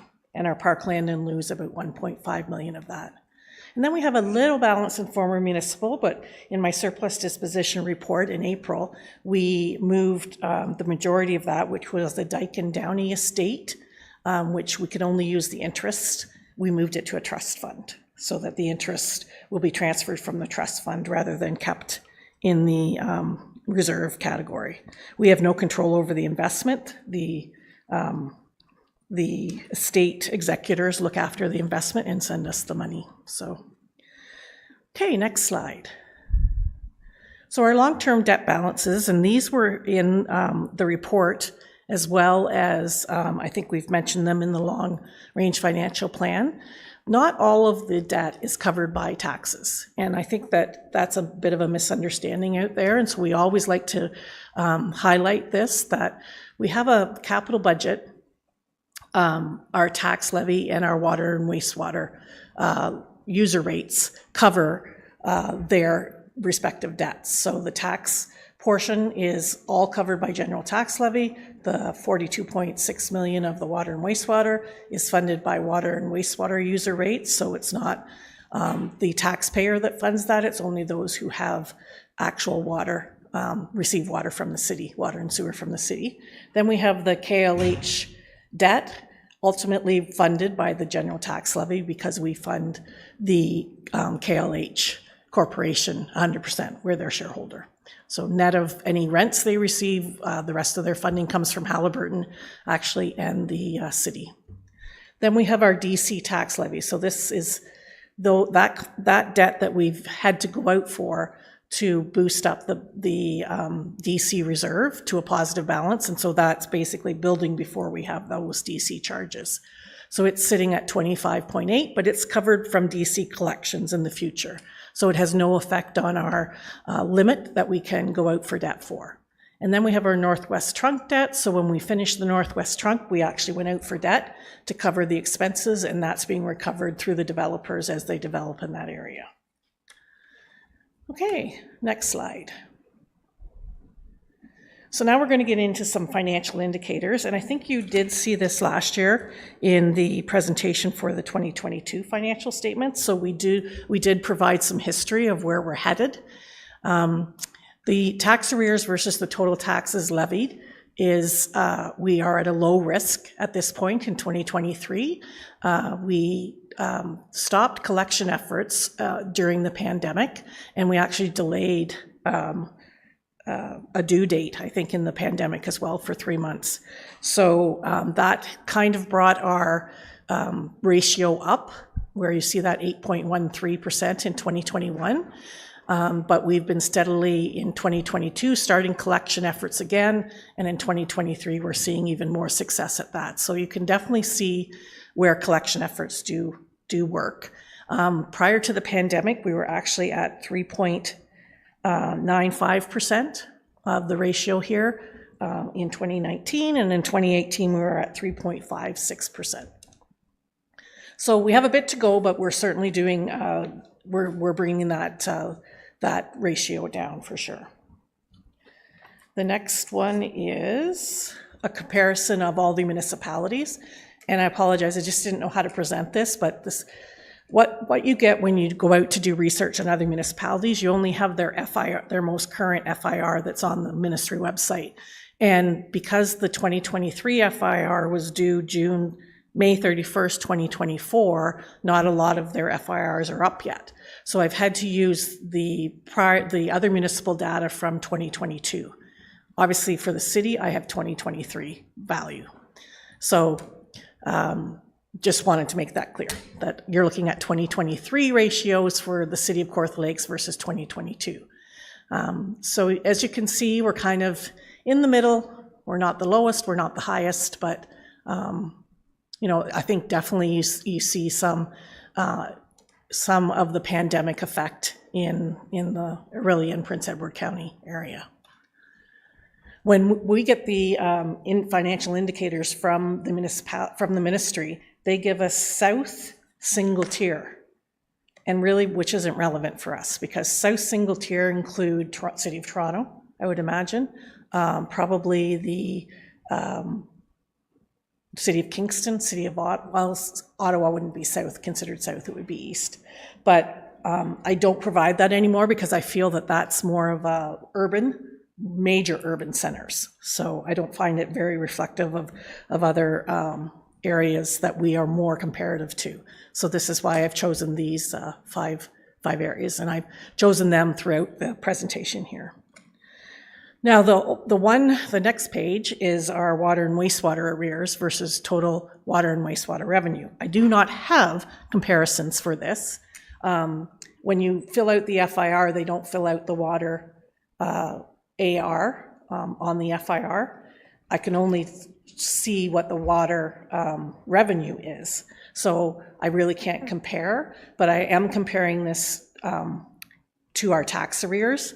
And I know that our tax arrears are at low risk because we're under that 10%. So I took the same comparator and I said, okay, high risk would be greater than 15%, and we are at that level. So what has happened in the water and wastewater area is that we suspended some of the options that are available to us to collect water and wastewater about 5 years ago.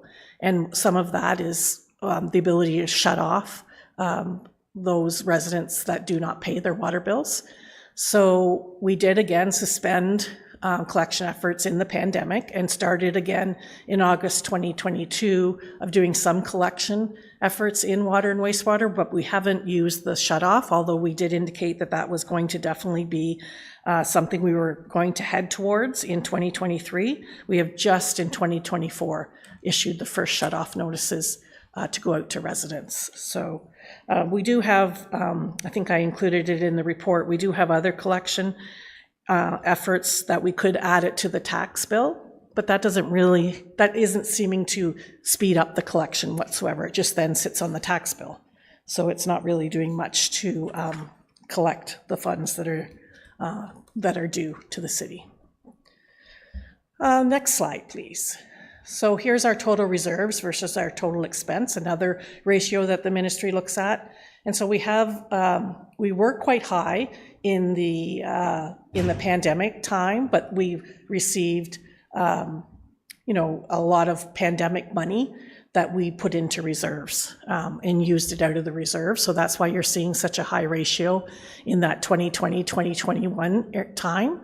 And then 2022 and 2023 are starting to reduce from that. So that is one of our key focuses in the long-range financial plan, is to really look at what the reserves should be, the optimal balances, and we'll be bringing a policy forward when we look at the long-range financial plan in 2025 as to what reserves we should be concentrating on and the amounts that should be going into those reserves on an annual basis.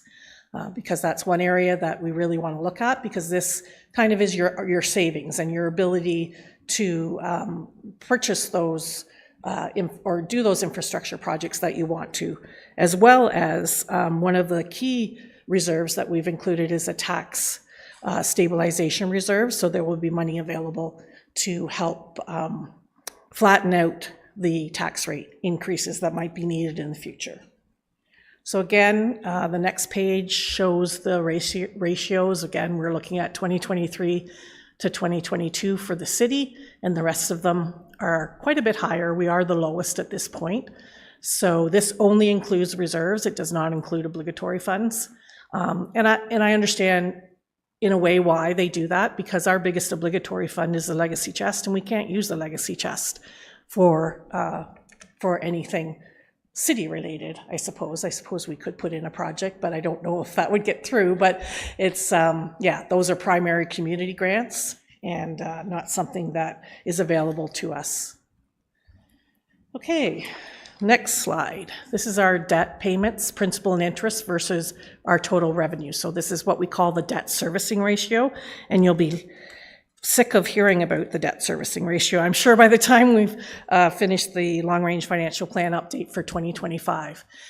In 2022, we took the long-range financial plan forward with a 10% debt servicing ratio as a limit. And we didn't solidify that in a council resolution. We definitely talked a lot about it, but we're now getting a full asset management plan so we can look at where we're headed with the capital budget and therefore determine what the ideal limit is for the city as to the debt servicing ratio. As we've talked about before, there's two areas that you look at when you look at debt, and that's the ARL, which is the annual repayment limit, which is really, really high. So we could go out for quite a bit more debt and still be in compliance with the Ministry of Finance. And so in discussions with the Ministry of Finance, because they don't put anything in an email, they have said that they look at a 10% debt servicing ratio. That was before the pandemic. So I'm not sure where that would land right now. If their feeling has, I know that a lot of municipalities are heading towards that 10%, just because that the grants aren't as forthcoming as they have been in the past. So they've had to use debt to finance a lot of their capital projects.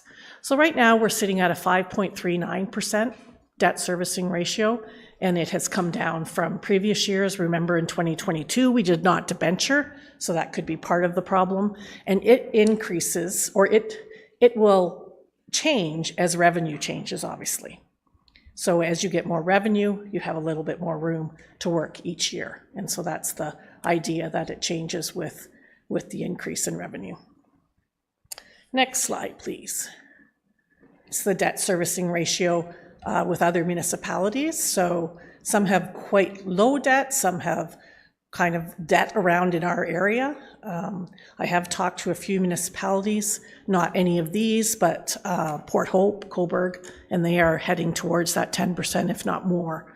So I think that that's something we're going to see on the horizon for sure. So we'll bring that back when we come back with the long-range financial plan in 2025. So any questions? I have Manager Linda Liotti here with regards to any tax arrears or water and wastewater arrears questions. Let's get a motion to receive the presentation. Councillor Warren, Councillor Joyce, and first up is Councillor Richardson. Oh, great, thank you. When I was going through the report, one line that did come out to me was the recommended low debt limit moving forward.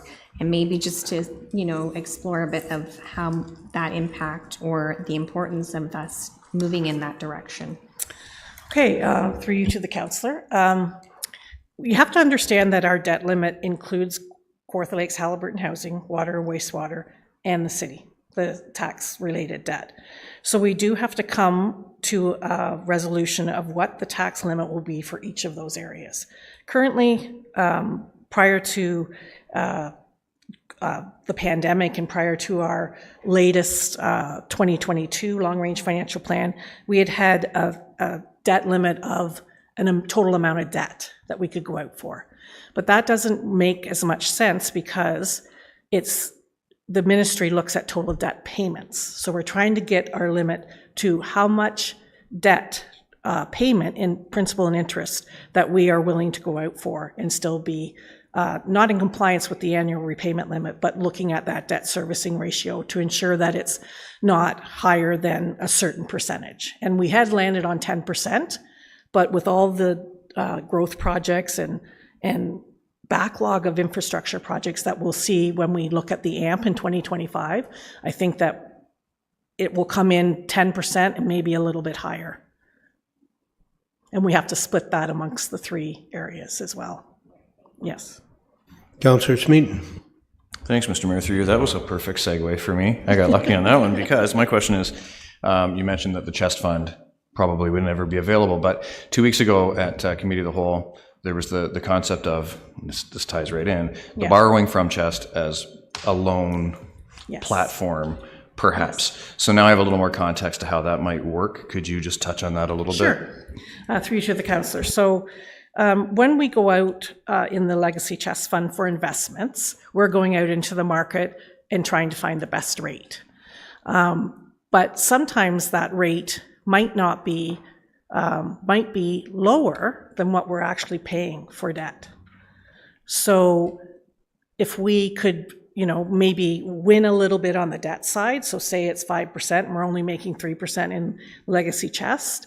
So if we have to pay 5%, we're making 3%, there's a difference there. And we could maybe bring the investment earnings in Legacy Chest up to 4% and then only pay 4% on the debt in principal and interest side. So it makes sense. It's not like it's not guaranteed. We're going to pay it back. But it gives the Legacy Chest Fund a little bit more ability to earn more interest.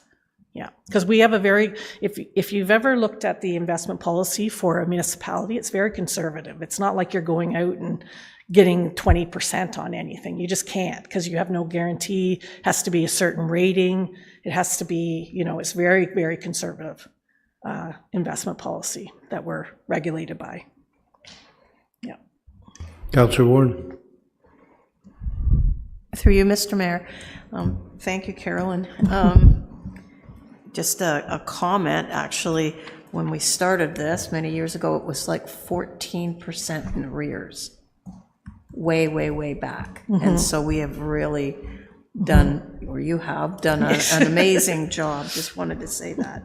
A question, the water and wastewater, does the ministry know how unique we are when it looks at that? Because, I bring this up all the time because we are unique. Yes. And it makes it very difficult and it's very expensive, and staff have done an amazing job to keep it, at a level that's, palatable.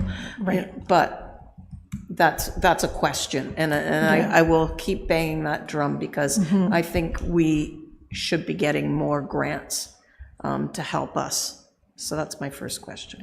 Yes, through you to the councillor. I think that the ministry doesn't really know how unique we are. I think that's maybe a lobbying point that we could have out there, but we get the same, we do get water and wastewater grants for capital, but that's not really going to help on the collection side, right? So, but for capital, definitely, I agree with you. There should be more of those grants out there for sure. And I'm just not sure that I think everyone thinks they're unique. Like I was talking to a gentleman from Waterloo region, and they have more water and wastewater systems than we do. So, yeah. Really? I yes, didn't know they that. do. Yes. So, wow. Yeah. So we have a couple unique, but Yes. we used to be then. Yes. The most unique. Yes, for sure. Also, I guess our leading indicator that we use would be Chatham-Kent. And Chatham-Kent, they were amalgamated at the same time, and their debt ratios are a lot lower. Yes.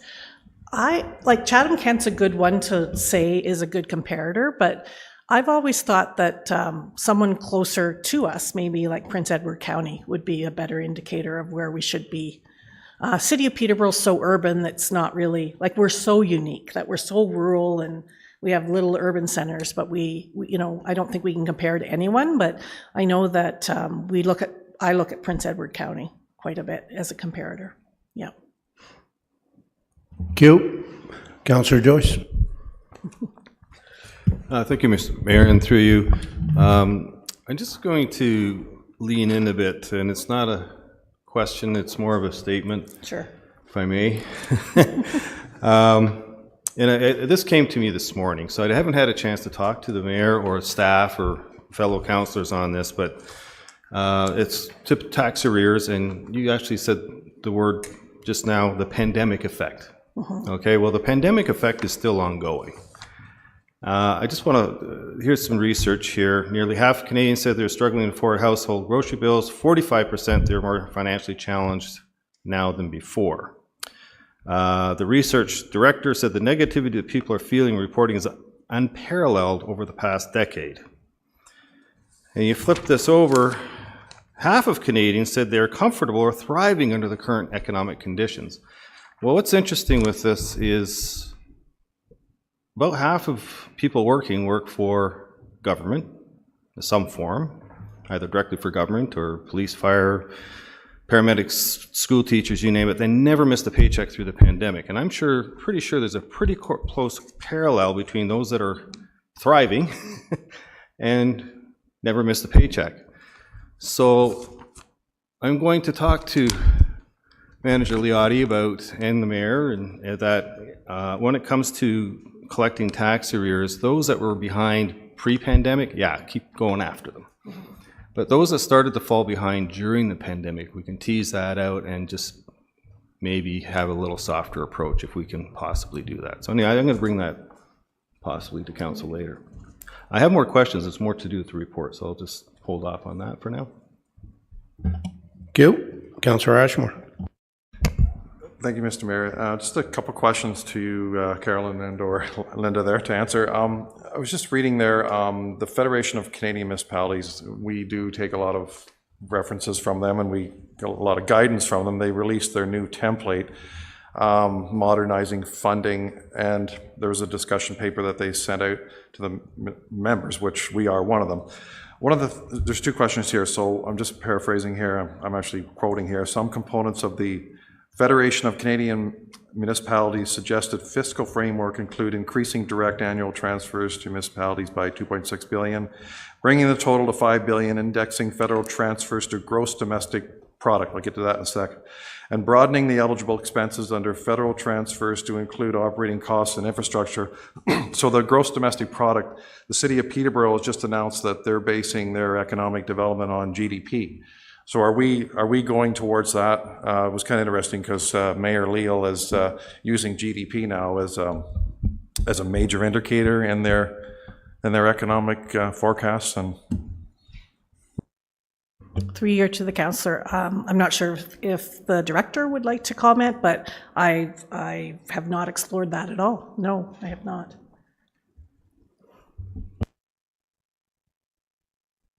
Something interesting to think. Yeah, I think the answer is no, yes. Councillor. We haven't explored it. that's fine. Okay. Okay, when they mentioned that, this is just a few weeks ago, June 6th, 3-4 weeks ago, the problem with the current state of financial affairs outlined that municipal revenue is limited to an over-reliance on property taxes, arguing that such funds were never intended to be used for services such as wastewater, garbage collection, and social housing, among others. So this is our umbrella group that we were members of, and we take guidance from them, and we elected representatives to be on these boards. So they're giving us advice, and not to say that they're the be all or end all, but what they're saying is that we become we're spending too much on operating expenses with our property taxes, and we're not saying City Kawartha Lakes, we're doing a great job, working hard, and keeping our debt under control and everything else, and our spending. But in the whole picture, are we looking at other alternatives other than, I know we have other methods of raising money, but property taxes tend to be the bread and butter of paying our bills. But if we rely so much on them, are we kind of putting ourselves in a precarious situation?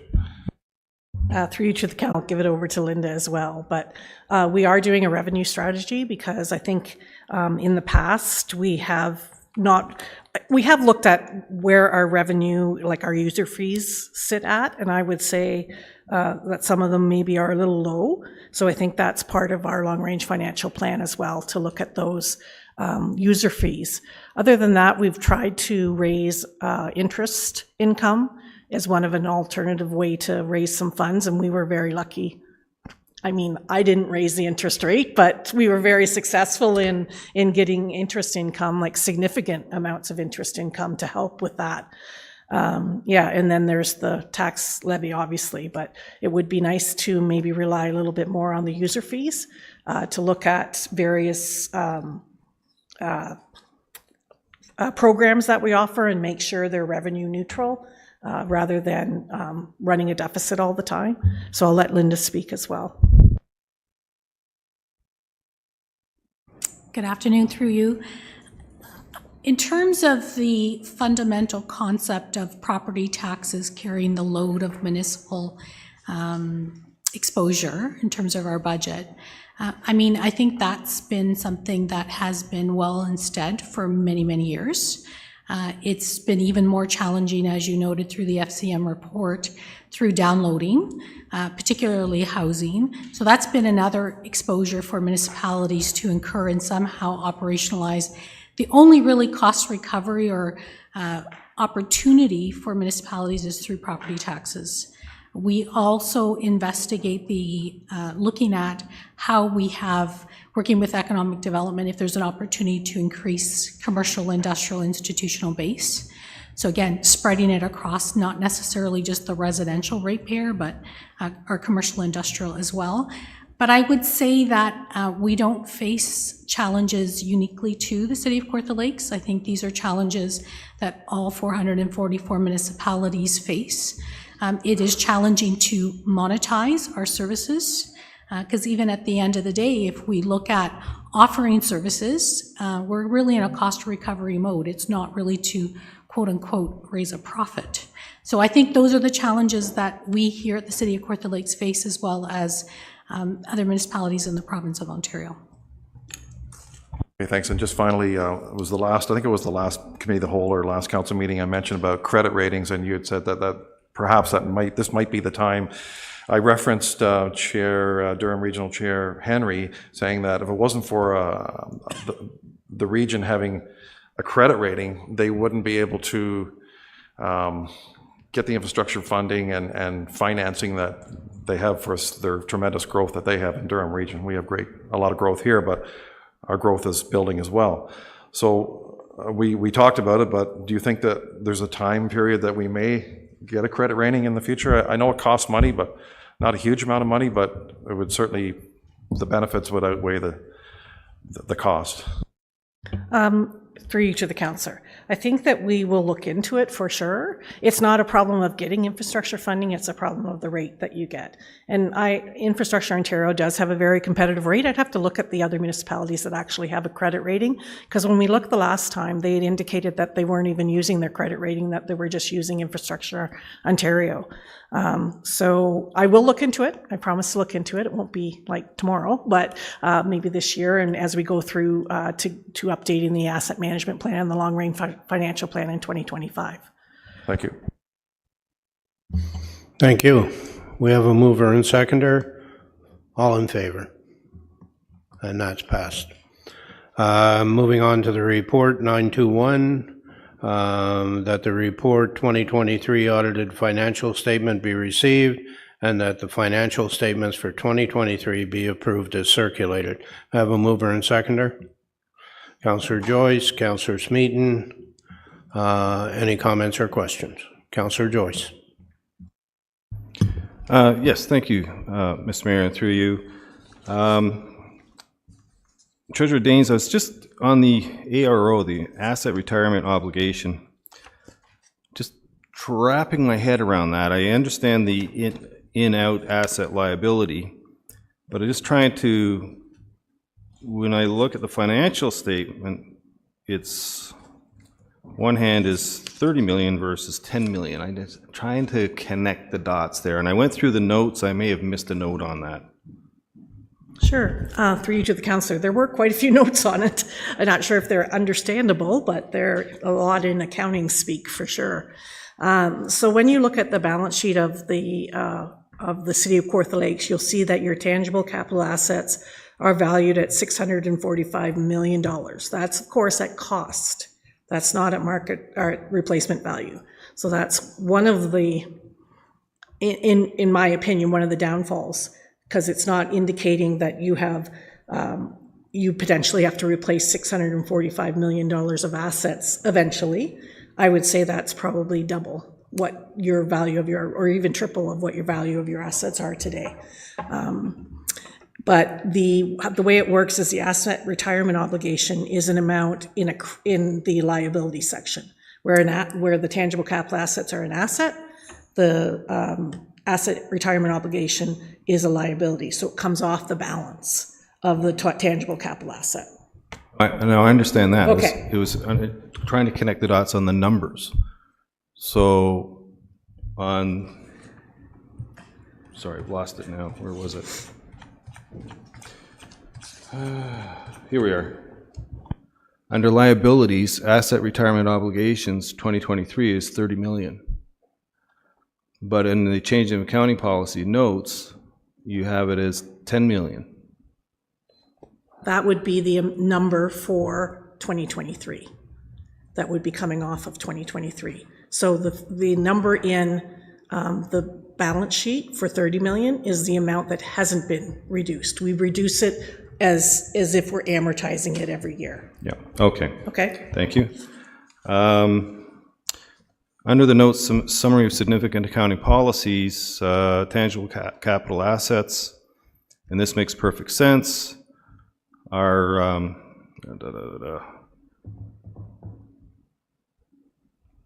amortized in a straight line basis over the estimated useful lives as follows.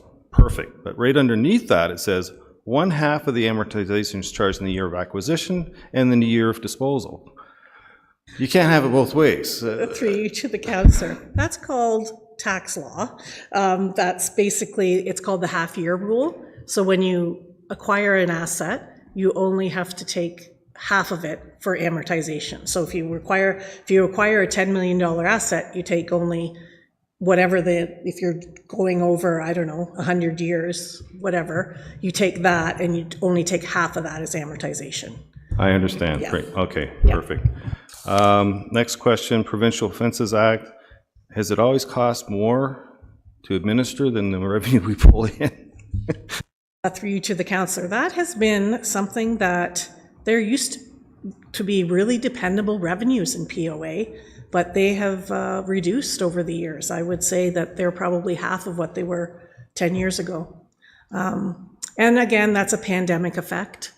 The police weren't out on the road as much in the pandemic giving tickets, so the tickets are reduced. There's a significant amount of PO fines that are uncollectible, that aren't even recorded on here. It's not something that we can determine how much is going to be collected. So we just assume they're all uncollectible because they're years old, like they're 20 years old, some of them. So that's not reflected in here as well. But the revenues are reducing significantly each Very year. interesting. So if we Yeah. get the speeders in Ward 3 that Councillor Perry's complaining about, we'll up the revenue. Sounds good. Slow down. We need the money, yeah. But trust funds. So the pay to general operations almost doubled in 2022 to 2023, but I'm going to guess that that's part of the interest earned goes towards the cemetery perpetual care trust funds? Yes, through you to the Okay. councillor. What happens is the majority of the trust fund is perpetual care for the cemeteries, and we earn interest on the investments, and then that interest can be brought over to the operating fund to fund the cemeteries. So of course, interest income was higher, we earned more, and that is why the increase in the expense. That's what I thought. Thank you. Yeah. The last thing is not a question, it's just a comment, but in the 2023 budget versus actual, especially in expenses, protection to persons and property, transportation services, and environmental services, I think we can do better. We seem to be quite a bit off, but I think... Through you to the councillor. Another, I don't mean to criticize the people who set policies for public sector, but what you do is you include the budget for capital in that budget for the operating. So that's where you see your amortization come through. So I think that that's skewing the results, frankly. You have to include how we include it in the budget is we basically take the capital budget and we say in general government we're going to spend this much, in engineering we're going to spend this much, and we add it to the operating expenses on the page 4. So then when you actually have the expenses come through, what's in there is amortization. It's not how much you've spent on the capital budget. It's the amortization of the assets. So it's a little bit skewed for the budget. And I wish it was clearer, but So this is probably the same thing every year. it is, yes. It's not the most comparable thing to look at, for sure. Yes. Very interesting. That's educational. Thank you. Yes. I thought you were going to say it's council last year, the way they No. voted on it. Okay. No. Thank you very much. That's Okay. all I have. Thank you. We have a mover and seconder. All in favor? Can I see hands? Thank you. And that passes. Okay, let's go to 3:25 for a break and come back and do the extractions.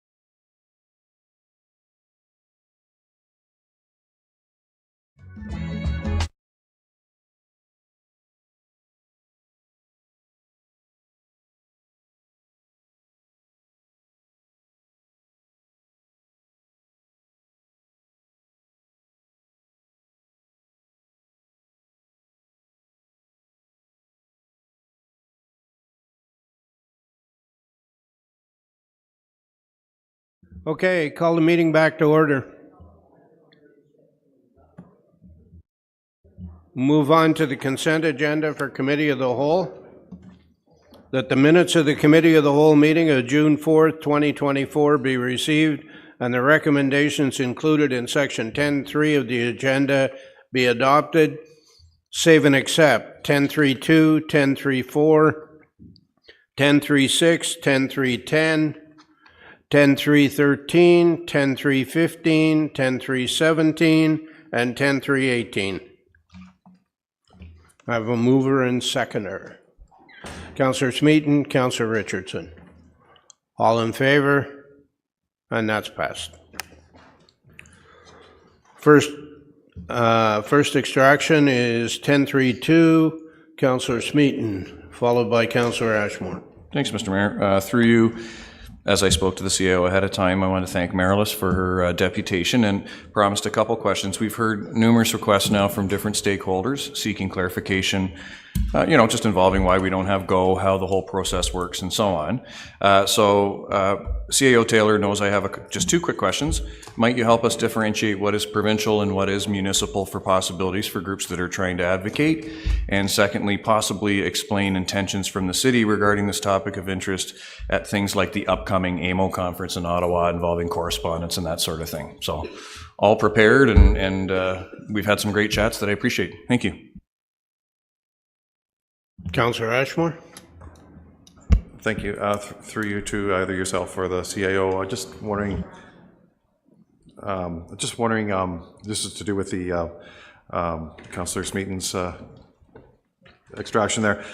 Would perhaps a delegation from council to Queen's Park be effective? Because strength in numbers, and it seems to work. Like when you bring one or two councillors, just to, let's say, lobby, but to put pressure on, because people are asking for results and they'd like to see results sooner than later. I mean, I know we're being patient, we're working behind the scenes, but is there any way that a delegation of some sort would be effective to go there and talk to them? Like, even, let's get our MPP more involved, or I'm sure she's working at it, but I mean, do we not need to put more pressure on right now?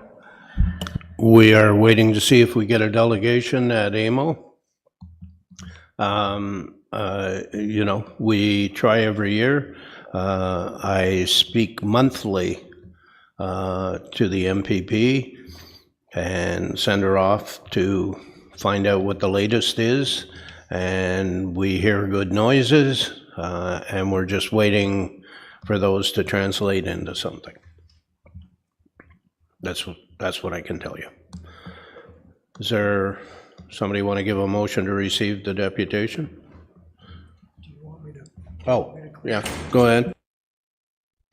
Thanks, Mr. Mayor, and through you. So maybe just to answer a couple of questions from the first set of questions, as well as Councillor Ashmore. And I won't go into it in a lot of detail. I was sort of prepared to kind of talk about, what we've been doing ongoing for quite a while in terms of advocacy and building up through on regional transit matters.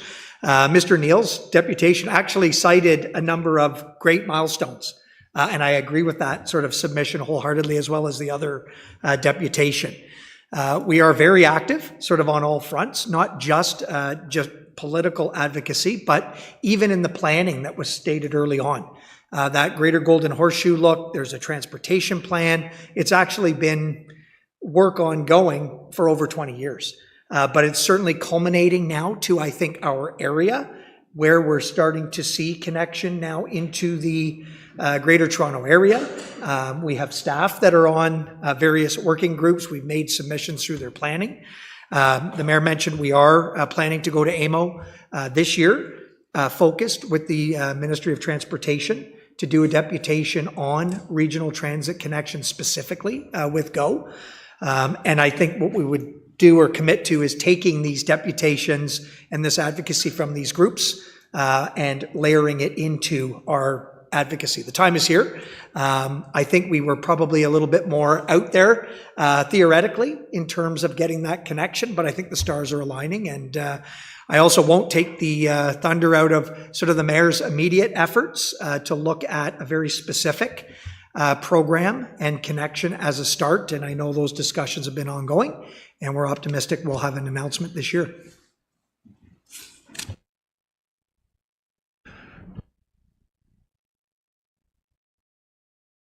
We had a motion to receive. We have a seconder? No? Are you making that motion to receive, Councillor Smeet? Yes, I am. Thank you. Okay, seconder, Councillor Warren. All in favor? And that's passed. Next item is 1034 Sylvester Lane, Deputy Mayor McDonald. Yeah, thank you, through Mr. Mayor. Yeah, just to talk about Sylvester Lane, I think there's more to it than just Sylvester Lane. I know staff is strongly opposed of selling that property, which I kind of have to agree with a little bit with the knowledge that I have, but there's more than just that needs to be talked about. There's other options. We all know that we have lots of parking issues downtown, and we need more, and he's got some other avenues to look at and other ideas, and I think it's worth the conversation to have those conversations with Mr. Found. I don't know much about how public and private ownership happens or who agrees with this, but I'd like to send it back to staff to have that conversation with Mr. Found of the other options that are out there for parking, and there are a few, but I think it's staff that has to. I don't know whether that's what staff member, whether that would be in as far as real estate, would that realty services, would they? I'm not quite sure. I'm wondering if it would be best to ask Mr. Found to send us a memo requesting a meeting, and then we can set something up. So if he wants to send me an email, I will talk to the appropriate staff and see if we can't set up a meeting to explore those other alternatives. Okay, I can do that. Okay? Yep, thank you. In the meantime, do you want to give me a motion to receive that? I'll give a motion to receive. Thank you. Seconder, Councillor Richardson. All in favor? And that's passed. Item 1036, Women's Resource Intimate Partner Violence within the City of Kawartha Lakes. Councillor Warren. Yeah, through you, Mr. Mayor, I'll make a motion to receive, but also I have a follow-up resolution.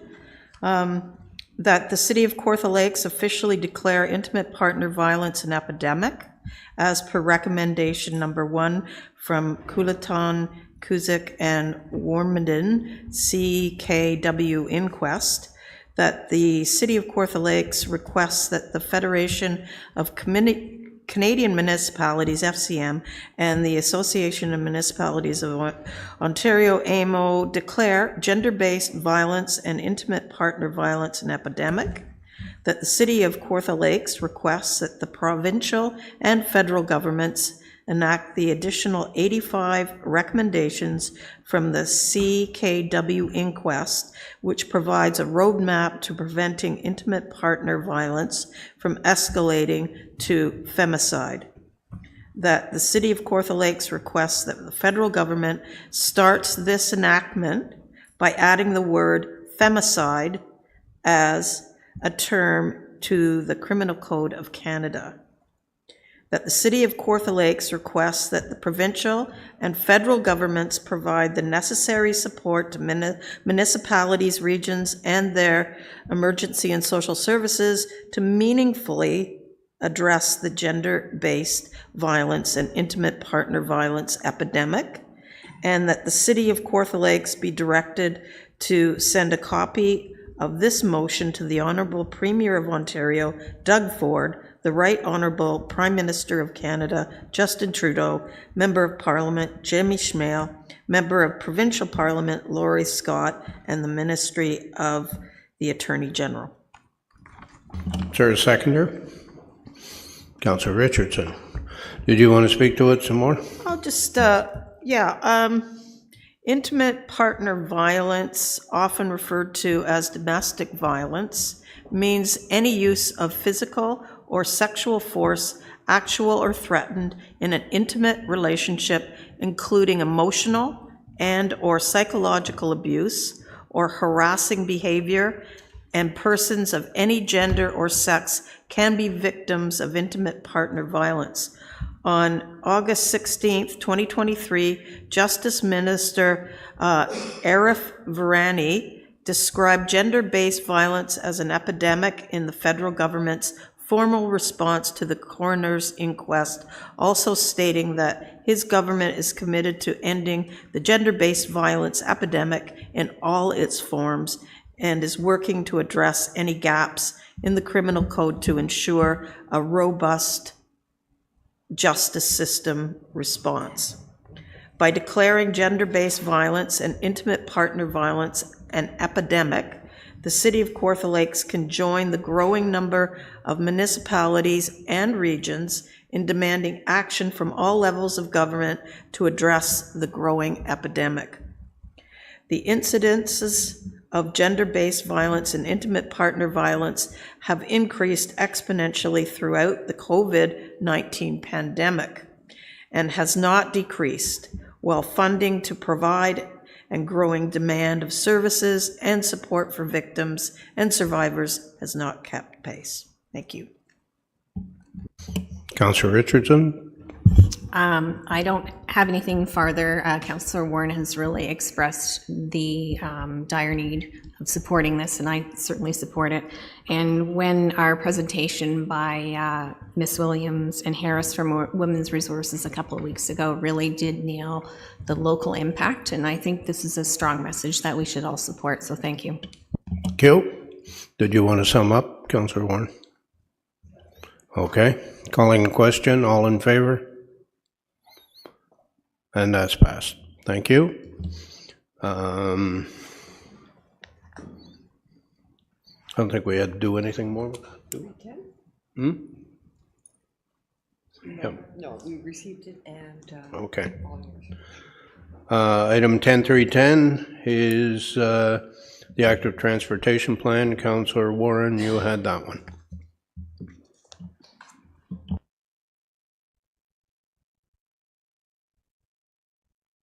Through Mr. Mayor, yes, that report plan 2024-37 Kawartha Moves active transportation master plan be received, and that the Kawartha Moves active transportation master plan substantially in the form attached as Appendix A to report plan 2024-37 be endorsed, and that an active transportation stakeholder committee be formed.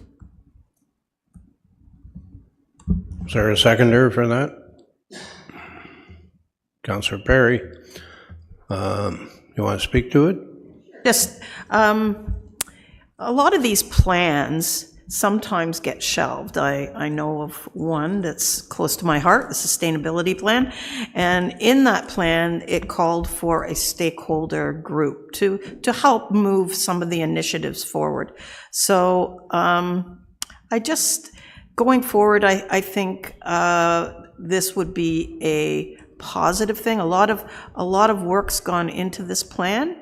There's some really passionate people involved, and I just think it would be helpful to have a stakeholder committee to help the plan move Kawartha Lakes. Thank you.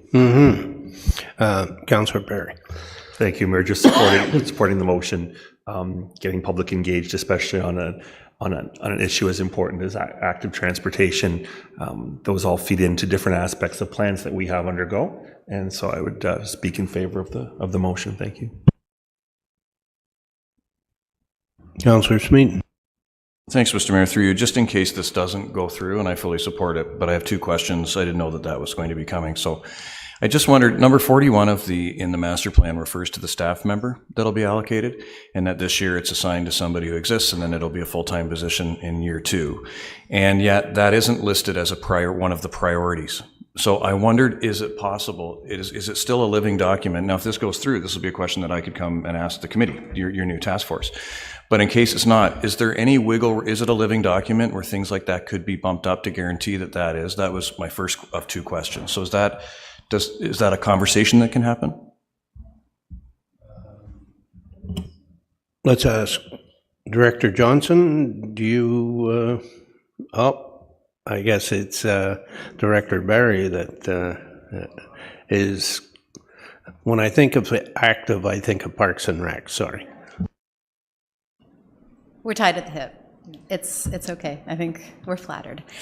The question about staffing and staff resources would be, as per normal, subject to a budget cycle process. And so, although those are recommendations in the Active Transportation Master Plan, and I won't speak to previous plans just for the purposes of your question, but that any future staffing dedicated to the ATMP would be a topic for conversation at that time. So, although recommended through the ATMP, I would offer is not a decision point that's been made yet. And the second question was just in terms of an idea that, again, would be if this goes through, it would come to your committee. But to just show the public how serious this particular council is with the active transportation, is there a way you can sit down with, say, engineering or somebody to actually have an item that is guaranteed an active transportation plan integration end year one, check, it happened, end year two, check, it happened? I believe that the document's going to be implemented. That's not my point. But something actually precise where at the end of year one, but if this goes through, this would be the platform for that. So I guess my question to Director Barry is, if this were to fail, this motion, is there a way to sit down and say, we're going to definitely do this by the end of this year without making a motion as a councillor to, make it a big deal?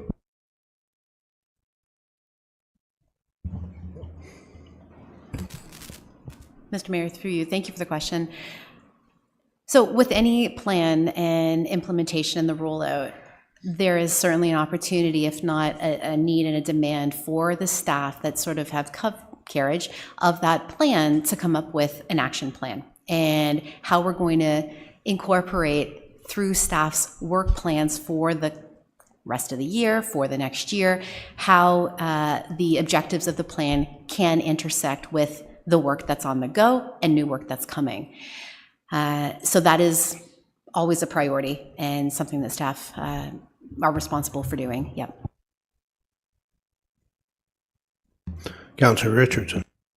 Thank you, and that just made me think of a question. So if we're moving forward, we've dealt with terms of reference when it comes to task force and committees of council. This is a stakeholders group.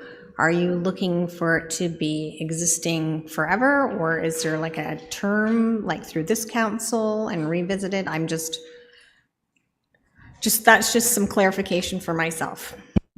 Through you, I'm not sure. I mean, we used to have a trails master plan and a group years ago, or a trails plan and group, and that was ended. I'm just saying, just in case we don't have a dedicated staff member, because it has, it depends on how much money we have. There are other things coming down also that might need staff. I'm just thinking this is a stopgap to kind of have some input from a stakeholder group to help some of the initiatives be realized. That's all. So I'm not sure how long it might be. Maybe it will only be until we have that staff member. So I just don't want to lose that momentum, because some of these plans do lose momentum because they just do. So. Deputy Mayor McDonald. Yeah, through you, a question for Councilor Warren. Who chooses this task force and their role, and would they come back to council to report on this? Yeah, it's not a committee of council per se. I did talk to the director. Yes, it would have to come through here. Absolutely. And I kind of envision maybe some of the people who were on the active transportation task force to get the plan going. So, Councillor, can I suggest something? Can I suggest that we refer this to staff for them to come back and tell us, like, what a terms of reference might look like and how the task force might be organized and how long it might sit, and instead of trying to set up a task force today? Well, that as long as it goes forward and that it's just not ended, as long as a report comes back in a fairly timely. Can I suggest that you modify your motion that instead of setting up a task force, that it is that staff be requested to bring back a report on a active transportation committee or task force to. Fine with that, as long, as long as it comes back in a timely manner. Thank you. Fourth quarter? Fourth quarter or first quarter next year? Wow. Pick a number. Maybe, well, sooner than later, so fourth quarter, I guess, yes. Oh, okay. All right, so your motion is modified that you're going to get a report back from staff in the fourth quarter on what a task force on active transportation would look like. Okay? So you move the rest of the motion.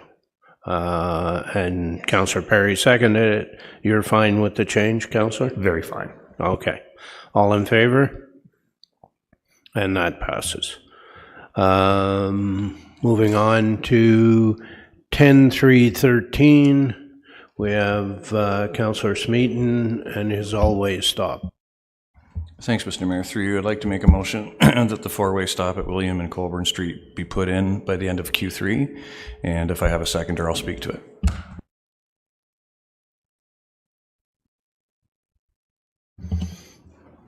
it. Councillor Ashmore, go ahead. This one is just to help that there's no chance of the installation of this four-way stop being connected timeline-wise with the Colburn Street Bridge construction. And I've spoken to all staff. The cost would be approximately $7,000. Supervisor Kelly felt that end of Q3 was reasonable. I can defer to Director Bukaboom regarding the funding. My understanding from her was that for this small amount, someone has two mics on, I think, that for this small amount, it can be added to an existing capital project to incorporate this location. Alternatively, it could be accommodated in an operating line within engineering. And she didn't see going forward, didn't cause any red flags, but I'm happy to defer to Director Bukaboom or Director Rojas should they feel the need to speak. But. Thank you. Councillor Ashmore, do you want to speak to it? I'm fine, thanks. We have a mover and seconder. All in favor?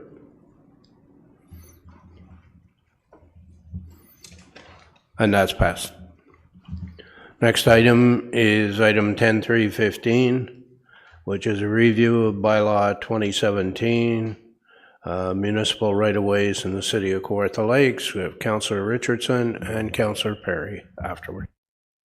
Great, and through you, Mr. Mayor, I just have a follow-up resolution. I can read both of them. We can receive them together or in two based on discussion. So I'll just move forward. One that the bylaw 2017-151 entrance bylaw and bylaw 218 to 234 consolidated fees bylaw be amended to treat entrance resurfacing the same as review only, and that a necessary amending bylaw be brought forward for adoption. The second is that staff be directed to review right-of-way responsibilities and ownership and cost of entrance infrastructure report back by end of Q1 2025. My experts up here are recommending two motions, so let's do the motion to receive. So you're moving the motion to receive. Seconder, Deputy Mayor McDonald. All in favor? And that's received. Now do your second motion, please. First and second.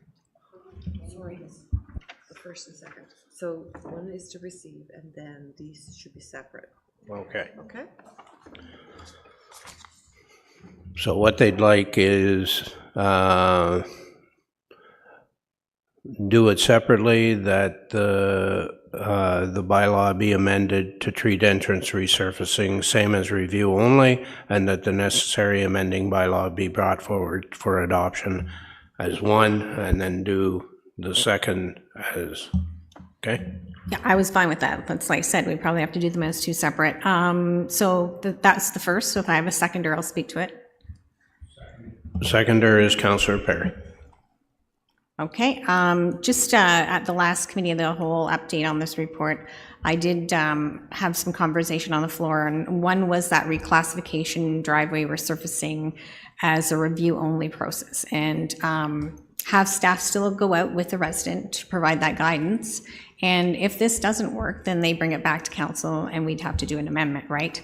The security piece for me, I felt was a good idea to keep in place, just because when you have those larger work projects being done, and we did hear back that money does come back at 99% to the resident, but it does ensure that accountability, and it will save, you know, taxpayers money in the end. So that's kind of where I'm going with that first motion, is obviously keeping it as a review only for those surface retreatment treatments, and then moving forward with keeping the other in place.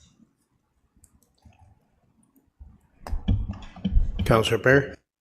Right, so just to be clear then, the required deposit is being recommended to be waived, right? Or not in, I just want to make sure, thank you. Okay, we have a mover and seconder. All in favor?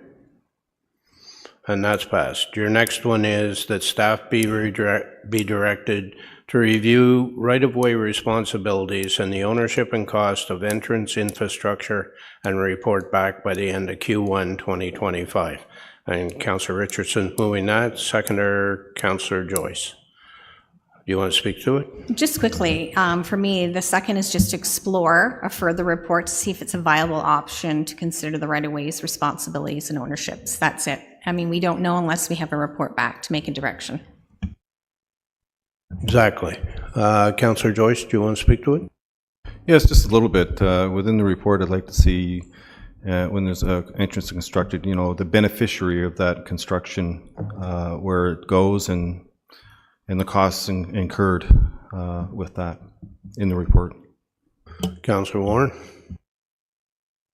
In that report also, how many municipalities are doing just that or not? Because then it comes back onto the landowner, so it's a kind of tax. So I'd like to see how many other municipalities have that kind of bylaw. Thank you.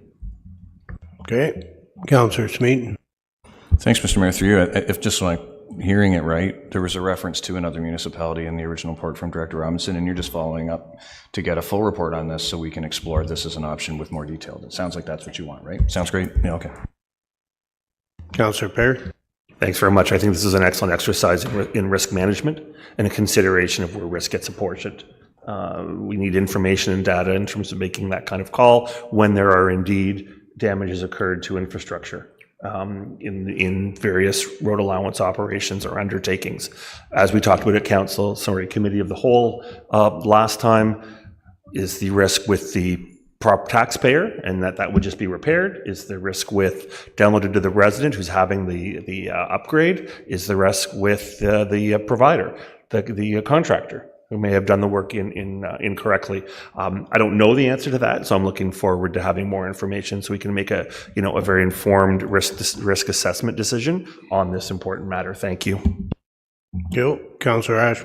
Thank you. Through you to Director of Public Works. I think it was mentioned last meeting that the whole, this was brought in 2017, but the first time it was enacted in the last few months.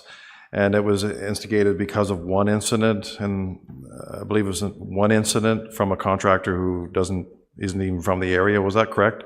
That this is where this all started? We already dealt with that. We're waiving that fee, so that's gone, and only the fees are left for the larger project. What we're dealing with now is a report back on whether the landowner should be the owner of the entranceway. Should they be responsible for the culverts and everything else? And what is the implication of that? That's what we're dealing with right now, is a report back. Fine, thanks. Q, you want to sum up? Nope, I think we're good. Okay, all in favor? And that's passed. Next extraction is the expense policy. And I think Councillor Joyce, are you doing that? Go ahead. Yes, thank you, Mr. Mayor. Through you, talk to staff to do a revise to this policy as written here, that instead we remove the one-time $500 capital expense allowance, remove the $50 monthly expense allowance for home security monitoring, and instead increase in the computer systems policy by $500. The staff has felt that that's a better fit for going forward in this kind of situation. The expense policy for cell phone and internet remains as written. So basically, well, we need a seconder, but basically what you want is the $500 will go in, and then if people want to use it for a camera on their house or whatever, because of security, they can do that, or it can be used for some other piece of electronic equipment that may be required. Is that correct? That is correct, and as per council policy, all of this is still reviewed by the mayor and approved as such to be, make sure it's, Is there a seconder for that? Councillor Warren. Yeah. CAO would like a clarification. Thanks, Mr. Mayor. Through you, only just to clarify the comment about which policies being amended, and the councillor sort of mentioned that the cellular service, internet service, they're all under the same computer systems policy. So I just didn't want that in the record to say that you're amending the general council expense policy. It doesn't speak to those, so you're actually, all of these amendments would flow through the same policy 2018-015. So just a clarification, and we'll make sure that that's minuted, that that was the intent. Yes, sorry, I should have mentioned that it is under 2018-015. All of those. Yeah. Sir, Councillor Warren, you seconded it, right? Did you want to speak to it?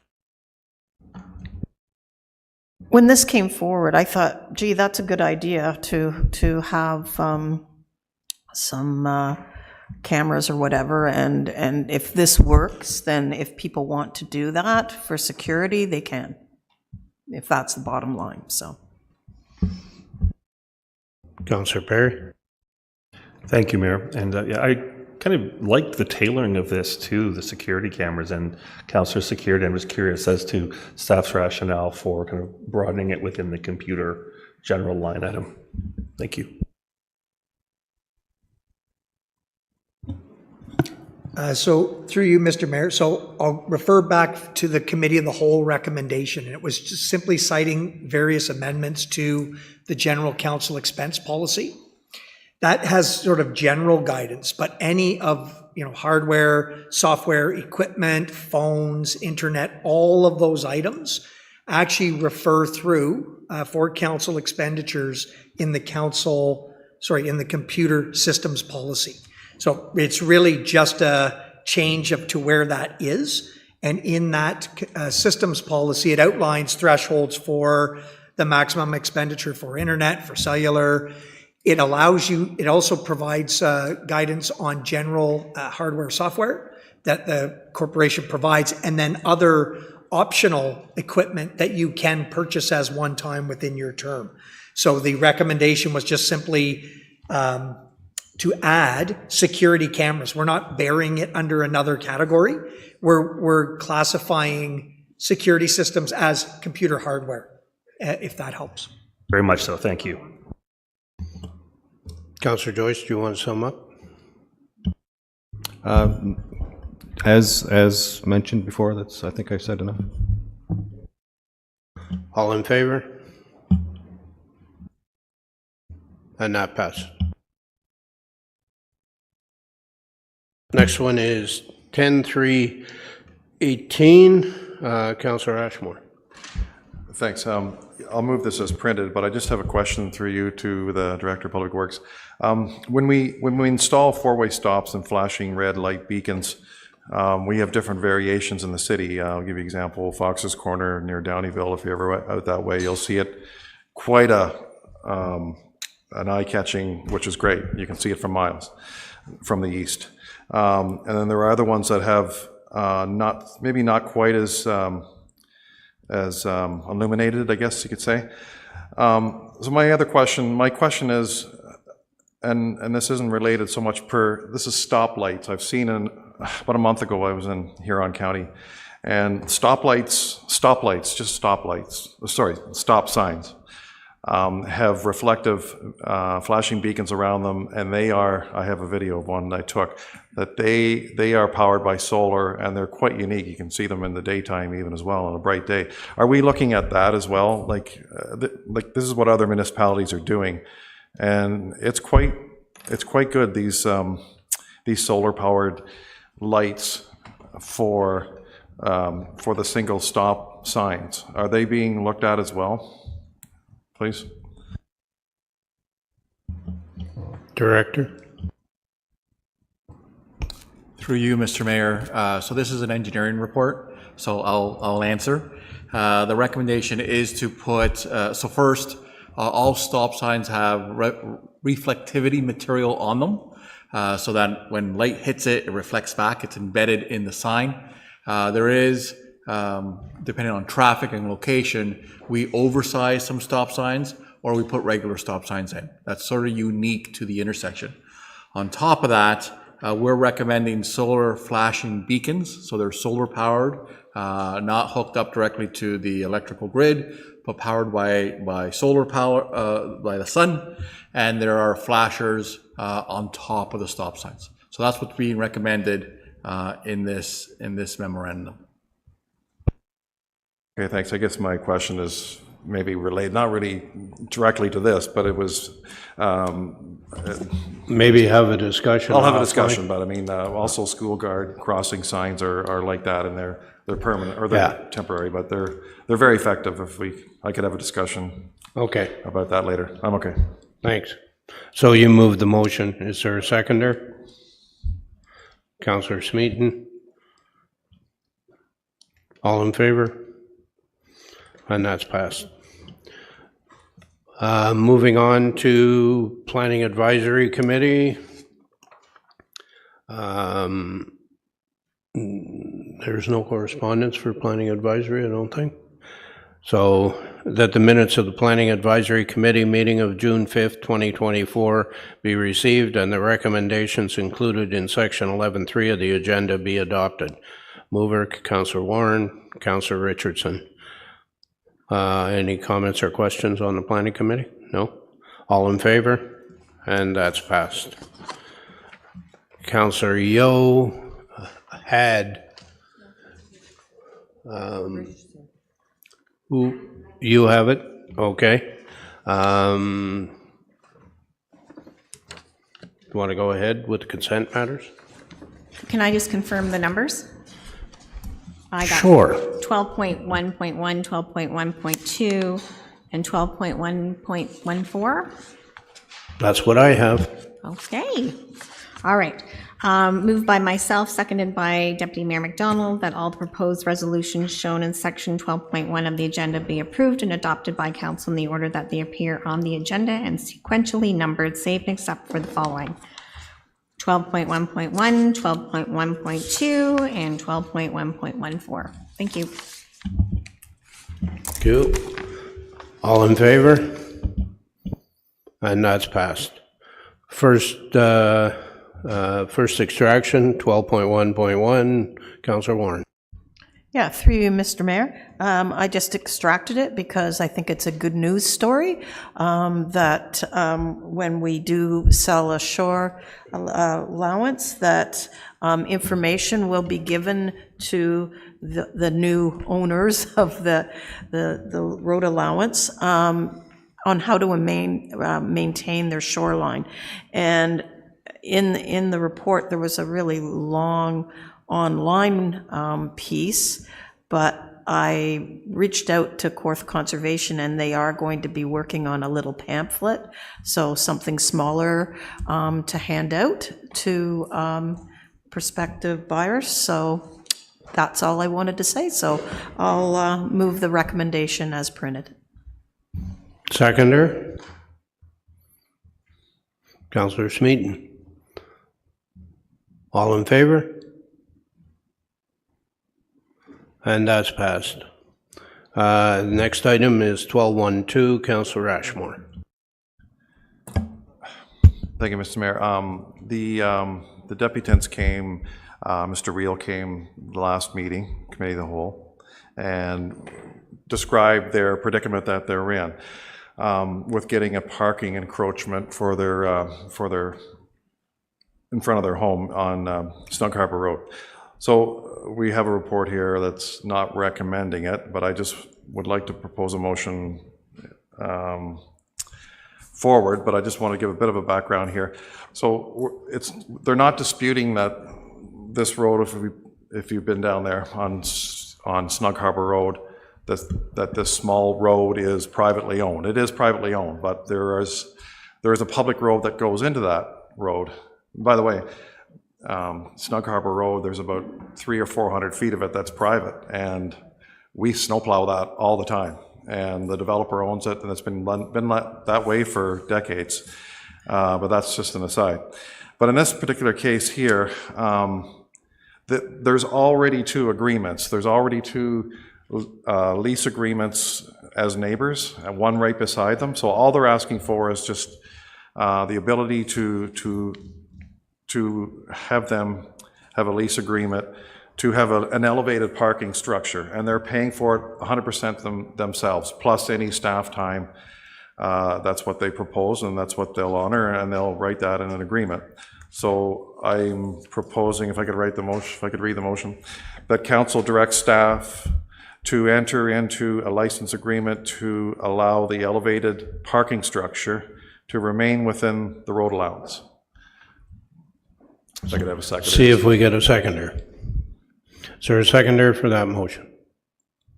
For discussion. Yeah. Councillor Yeo. Go ahead. Yeah, thanks. Thanks for the seconder. So I got an email this morning from for the proponent. He said, all the neighbors that we spoke to have no issues. They were astonished to hear that it was not approved because they read the minutes, or they read the report in the online. Did emergency services consider the weather in mid-February, especially when the neighbors at the north end of the service road blocked the right of way? Well, that is a civil issue, but they just mentioned that. I will add that no one from the city made any inquiries to us or to the people on this service road. Makes one wonder how thorough it is. So thank you for your continuing efforts so that we are treated the same as others in the area. So I don't need to read the rest. So basically they're saying that all they're asking for is that there's been at least two lease agreements. This isn't the first one on this, and this is not on private land. This is on public road, Snug Harbor Road. So there's already two lease agreements in place. So they're just asking for one. They're going to build the structure themselves as per engineering or public works specifications, because the reason is they're having difficulty driving down and getting out. So they want to be able to park like the other two neighbors that have constructed this parking structure, that they can do it themselves. Most of the other ones don't live there year round. So that's the reason why they've asked that they have the ability to have an agreement with the city, and they're going to pay the full freight. So that's what I'm asking, just that they work with staff. It'll come back here for, final approval. But that's all we're asking here. Okay. Appreciate it. Councillor Yola, do you wish to speak to it? Just briefly, the precedent has obviously already been set, and it's a decision of council, and one which I would support letting them do. So I haven't got any argument one way or the other, just that the precedent's already there, and I'm in favor of it. Thank you. Thank you. Councillor Richard. Thank you. Just if I can get some clarification on this elevated parking area, I hadn't heard that yet, so I'm a little bit concerned how that would impact Public Works, if anybody could comment. Director. Yeah, through you, Mr. Mayor, to council. This is, again, a discussion that's happened for a while now. The elevated parking structure they're looking at is because it's a steep slope off of Snug Harbor down to their property. So when they deem elevated, they're not talking about raising it above Snug Harbor. They're talking about building at the level of Snug Harbor. And then that would have then enabled them to get down to their property and park up top instead of down at the bottom through the winter. Again, staff do not support this. We do not believe it's warranted. They have access to the private road. Emergency Services has claimed, has stated there's no concerns with them being able to respond to emergencies given the configuration that's existing. The precedent that's set there now is a property that doesn't have a driveway at all. They don't have a private driveway. They don't have any other access to park there, so they park up on the road allowance, and there's an encroachment agreement, our license agreement for the use of the road allowance for that. In this particular case, we don't see the need. We also don't want that infrastructure within the road right-of-way for risk of liability of hitting it, damaging it, etc. So staff don't support this in general, which is why the report's forward to you now to not support it. Thank you. Go ahead. And that's where I struggled the last time it didn't come to council, is that, we did ask, does it impact emergency services? Clearly, it's come back that it doesn't. And then I did go out and have a look at it, and there is plenty of parking at this residence home already, so. Thank you. Deputy Mayor McDonald. Yeah, thank you, through you. I also looked at this also, and have to agree that the other two spots that were there, they didn't have any parking at their house. That's the reason why those ones were built. This house that we're talking about, we talked about this at the committee of the whole, and their whole concern was that it was for parking. When I went out there was 3 cars and a boat in front of their house, plus a double car garage and parking in front of the double car garage. So on that point, that's the reason why we turned it down. And then all of a sudden it came back to say, oh, maybe it's a safety issue, which a report came out from emergency services that it's not a safety issue. So they kind of went 2 different ways on this one. If it's about parking, there's all kinds of room for parking. And obviously with the report, it's safe.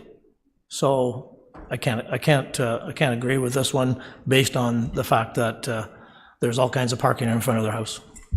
Thank you. Councillor Joyce. Thank you, Mr. Mayor. Through you, this is a bit of a curveball because this report was all about emergency services. Now it's parking. I just questioned Councillor Ashmore. Why do we need a parking structure? Can they not just park up top? I'm not familiar with this property. I have to admit I didn't go out there. Admittedly, that parking would be on the road allowance, but there's no structure and problem solved. You're not allowed to park from November 15th through to April on City of Kawartha Lakes roads. Right, I forgot about that. Thank you.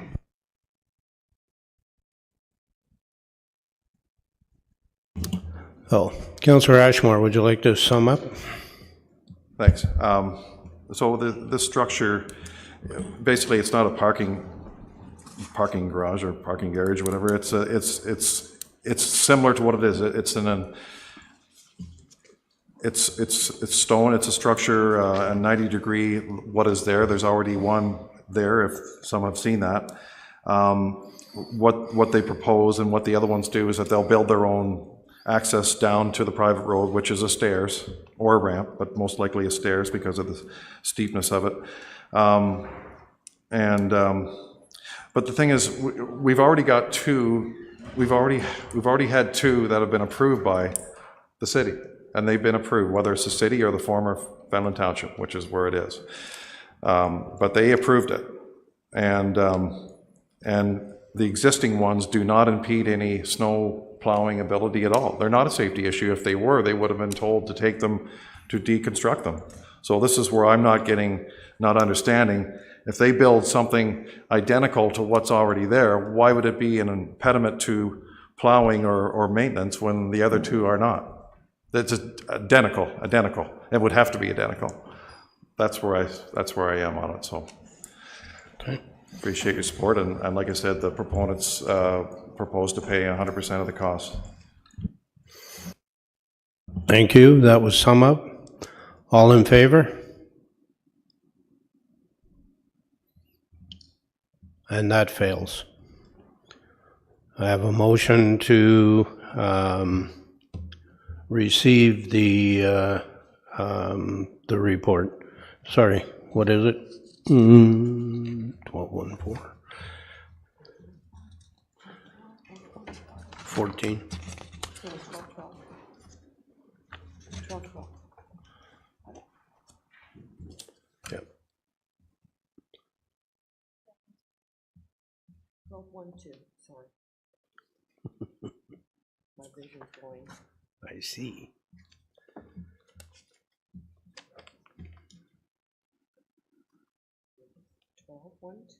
Yes, I'm getting there.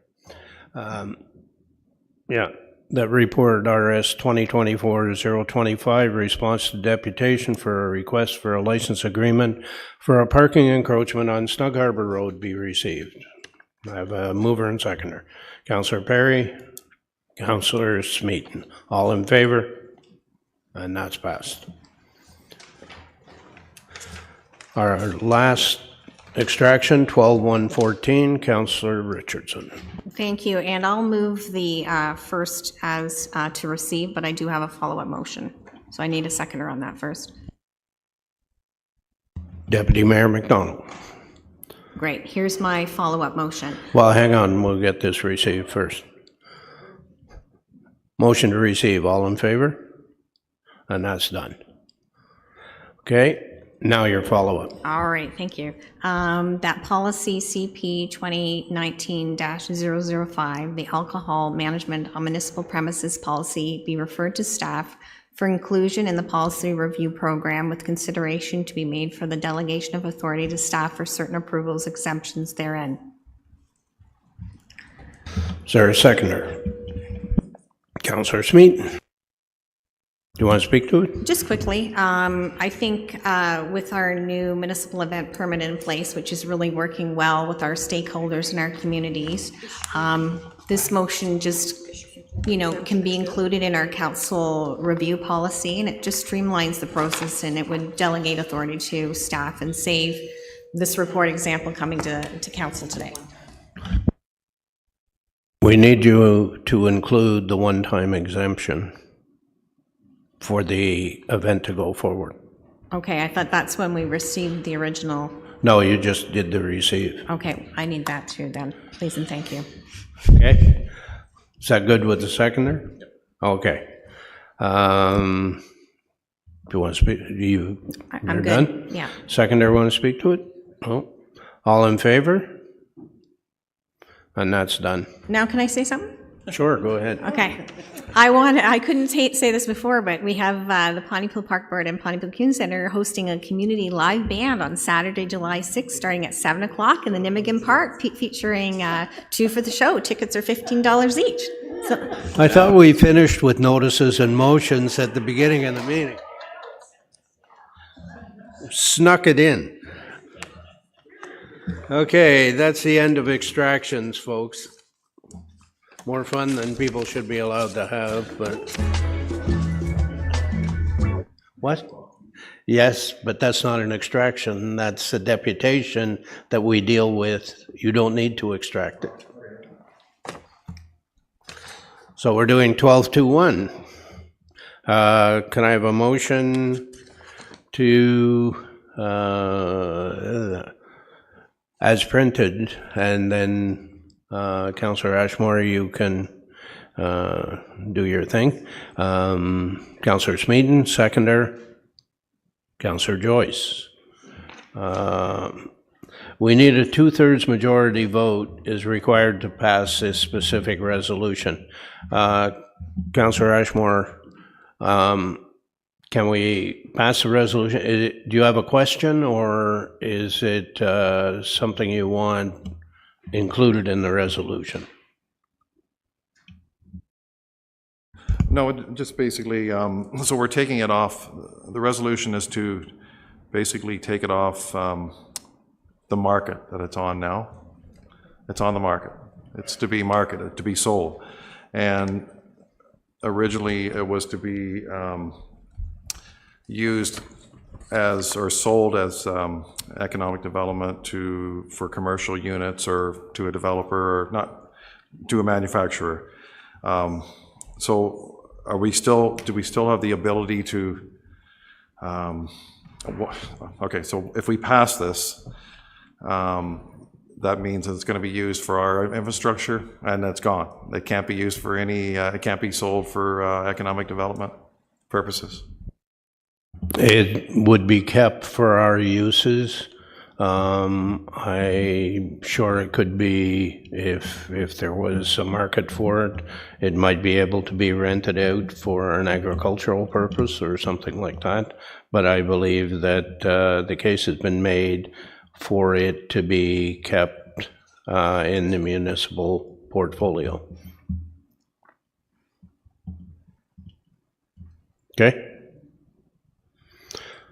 All right, so we need a 2/3 majority on, do I have to do these resolutions separately, or can I do them all at once? No, do the first part. Do the first part of the resolution, give a vote, 2/3, and then the second. Okay, so that report RS 2024-026, 581 Highway 36, Lindsay, update be received. That resolution CR 2007-124 be rescinded. All in favor? Hold them high. And, okay, that's 2/3, that's passed. That resolution CR 2009-695 be rescinded.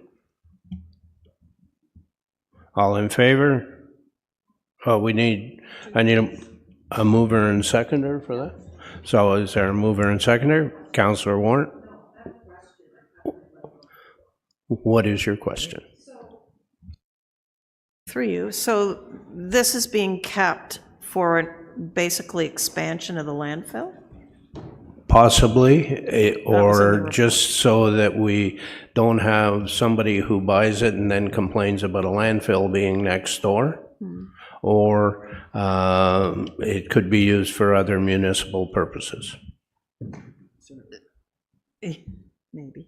So I'm sure that previously you had debate over this. Looking at the report, it's kind of gone back and forth and all over the place. So why is it now that we have to do this?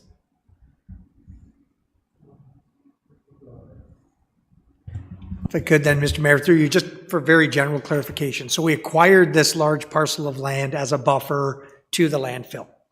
And there's actually multiple functions. It's got different zoning on it. It's got some industrial zoning. It's got some open space zoning on the back end of it, and agricultural as well. So it's been in our portfolio. We've been essentially sort of using it for passive use. It also houses significant infrastructure underground with easements that are in place. So we have skin in the game, if you will. Over the years, councils past and current have said, what else can we do with it? Could it be offered up maybe for economic development purposes? It's a large piece of land. It's right on the fringe of Lindsay. And so the direction was to surplus it for the purpose of putting it on the market and see what demand was there and what could be done. We've done this testing, if you will, of the market a couple of times. And in sort of proactive manners, et cetera, we're not getting feedback on sort of purchasing all of the lands And again, based on the constraints that I just described, because we're not going to just sell it free and clear. There's still going to be infrastructure under the ground. There's still going to be, environmental sensitive lands on portions of it. We still need to buffer from the landfill. So it's constrained. So the recommendations now are essentially, let's stop actively marketing it in a surplus manner. So take it off the surplus list. And then let's look at it again in the context of how we could use it. It doesn't negate some future possibilities or even partial sell-off, but essentially it's taking it off that proactive market approach and revisiting what we should be doing to maximize it for municipal purposes. So if it was an expansion of a landfill, it would come back here anyway, right? So.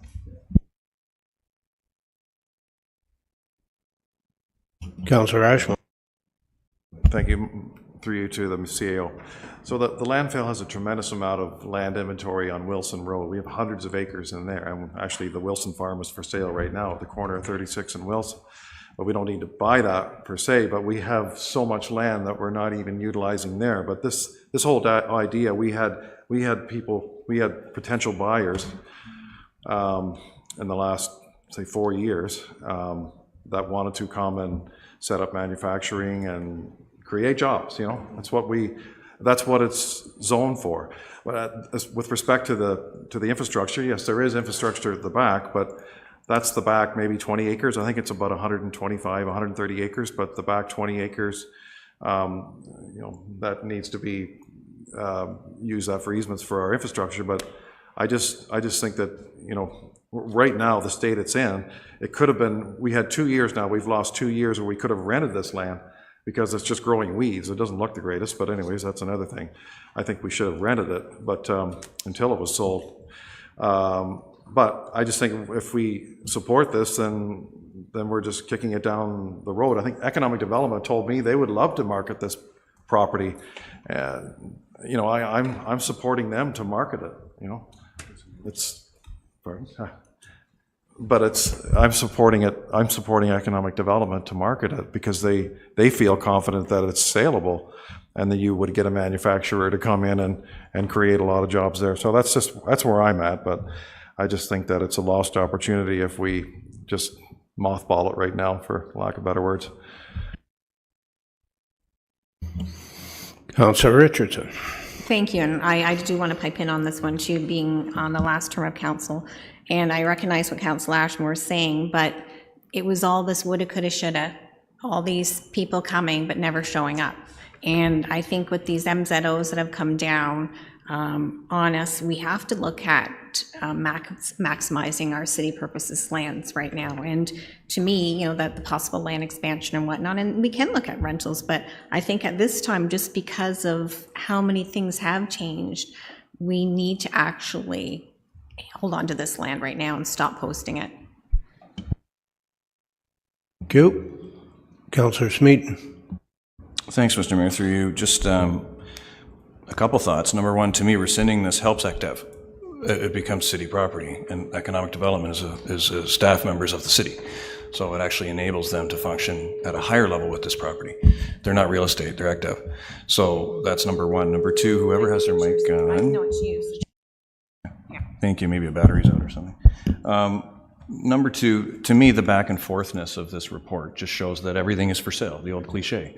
So there's no risk here of this not being up for sale at some point. We've seen how often it's gone one way and the other. So everything's for sale is a cliche for a reason. Number three, the back and forthness also shows that no one bid.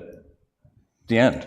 And when I hear people saying in the last 4 years we've lost opportunities, I can only speak to my last two. Maybe correct. I'm not doubting the councillor. In the last 2 years, Vivek Sharma's name is in here, so I'll mention him. Of others, where I've had numerous coffees with people on that site and many, many different conversations with people who were going to come to Lindsay and they were going to invest in this property, and they haven't.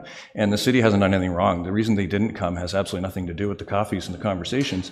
People often say they're coming, and then when it comes to the point of actually coming, that's not on us. So to me, it just makes clear-cut sense that when you rescind this, you're actually giving the city the let's hold it now. We haven't had any bites. And it enables some of these departments with their land to have the meetings they have, and Manager Mustard and all those people, I would think, would look forward to this opportunity, but I can't speak on her behalf. But that's how I see it. Thanks. Thank you. Councillor Ashmore, you've already spoken twice. Okay, I just had one. I could add one thing if I could. Quickly. Yeah, so we did have offers. We had a movie production company. We had a manufacturer from Eastern Ontario that did express that they were going to put an offer in. So, we did have. And, that's... My recollection is we tried to work with the movie company.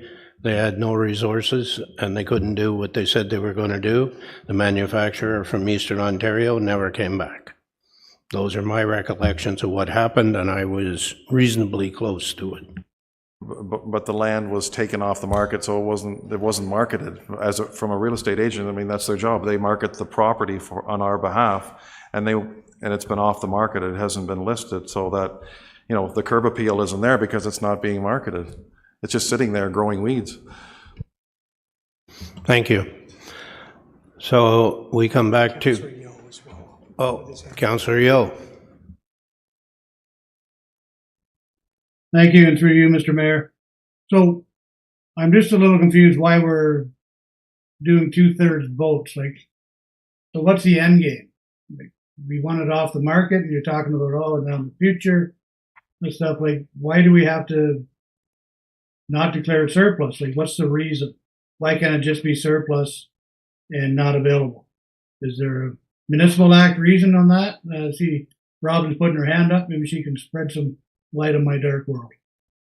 Certainly, thank you. The purpose to remove it from the surplus land list is so that we can focus on other opportunities, specifically agricultural leasing for the site. We've had some interest, and we'd like to pursue that in light of the current lack of marketability for the site.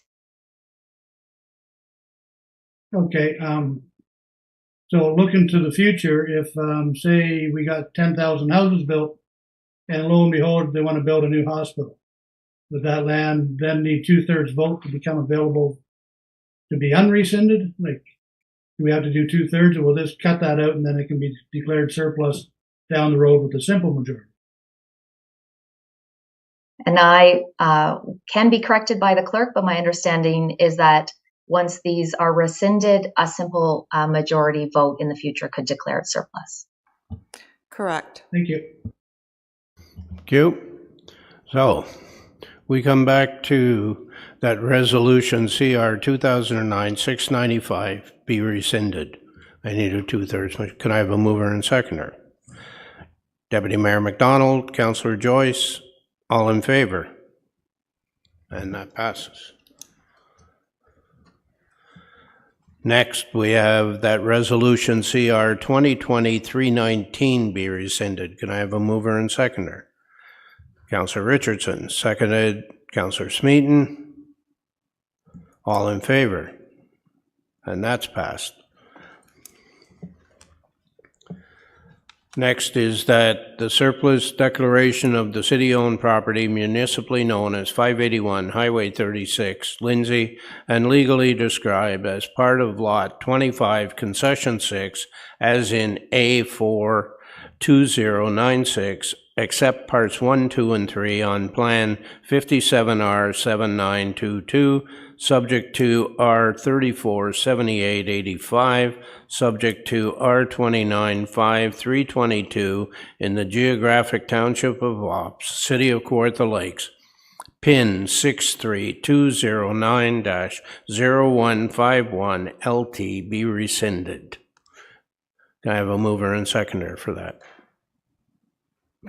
Deputy Mayor McDonald, Councillor Joyce. All in favor? And that's passed. And finally, that the city-owned property, municipally known as 581 Highway 36, Lindsay, and legally described as part of Lot 25, Concession 6, as in A4 2096, except parts 1, 2, and 3 on Plan 57R-7922, subject to R347885, subject to R295322 in the geographic township of Ops, City of Kawartha Lakes, PIN 63209-0151 LT, be retained by the city until such time as its potential use for landfill expansion or additional city uses has been determined, and no earlier than when servicing expansion has occurred. All in mover and seconder. Councillor Richardson, Councillor Smeaton. All in favor, and that passes. Moving on, item 1222, Southview Estates drainage. And this was deferred from the regular council meeting of May 21st, 2024. Councillor Perry. Thanks very much, Mayor, and thank you to my council colleagues. Just an update in the Southview Estates drainage issue. Just by way of backstory to refresh councillors' memory, there's a property owner in Southview Estates with a drainage issue from a city, that's what I'm looking for, drainage pipe. Culvert, thank you. Yes, culvert across their property. And what's happened is that the owner presented a couple of options. Director Rojas provided a report, which is what you last saw, and I want to thank Councillor McDonald and Councillor Smeaton and Councillor Warren for coming and taking a look. The report came back with the two options, and Director Rojas was a bit of a victim of his own success in that it came back rather quickly, and we needed to consult with the property owner and a couple of others that could have been impacted, including Mr. Miniker, who was here today. As these things often happen, this has become a bigger issue of drainage, and that's why the report is now called the Southview Estates Drainage Report. And so what I bring forward today, if you look in your council package in your yellow envelope, there is a picture of some of the water that's accumulating, as Mr. Miniker talked about. This is a photo very recent photo from Southview Estates. And again, as happens in talking to people in the community and working together, there have been two options presented. There is now what we're calling option 2B. And if you flip over and take a look at the map here, there's a red line up in the upper left corner. What had been proposed as the second option would have gone down along where the word Fenland Drive is. And we feel that, again, having met on site with Mr. Miniker and the original homeowner, that this new red line would simply be a culvert underneath existing road from ditch to a ditch. You can see the line of the existing ditch it would feed into, and there's a swamp there, potentially far less work, far less distance required, and have an impact on Southview Estates, everyone down that hill as a result. So what we're asking for today, in the interests of transparency and in talking to Director Rojas, simply that the third option, the rule of threes, be sent for consideration and costing, and come back here to council so that we can make an informed decision with these three options. Again, the new option, the third, or 2B, if you will, being a consensus option to provide some relief for the residents of Southview Estates. Thank you. Do you have a seconder? Is there a seconder for that? Councillor Warren? Okay, you've spoken to it, or did you wish to say more? No, I think I've spoken to it, simply looking to get more information on this third compromise option that has come forward. Councillor Warren, do you want to speak to it? Fine. Councillor Joyce, you want to speak to it? Just a question to Director Rojas. If we do vote for this, is this another consultancy project that's going to cost thousands of taxpayer dollars again, or is this something you can do within your own department? Through you, Mr. Mayor. So this third option is a modification of proposed culvert number 3. Currently, proposed culvert number 3 is a north-south culvert at the intersection of Fenland Drive and Southview Drive, going north-south or towards the lake. This modified just moves the culvert further on the bend of Southview Drive and Southview Drive, and it goes towards Alton Road. Alton Road is a private road. It doesn't go to Alton Road, but it goes in that direction. It would still only deviate a portion of the flow, not the entirety of the flow. So it's a deviation from culvert number 3, and the cost would be in that range, $45,000. So my question was, the report back, is that something you would do internally or outsource? We would do that internally. Again, you don't really need a report back. Again, it's a modification of culvert number 3, just at a different location, a little further upstream. The drainage map in the report would basically remain the same. So on page 3 of 7 of the report, you see EX3, which is existing drainage area 3. The culvert that's diverting is the green culvert at the bottom, labeled proposed culvert number 3. Ultimately, we would just take that green culvert, move it up to the bend of Southview Drive, and make it go east-west. Again, the cost would be the same. The area diverted would be slightly less, but not by much. The cost of the culvert would still be in the $40,000 to $45,000 range. Thank you. Councillor Richardson.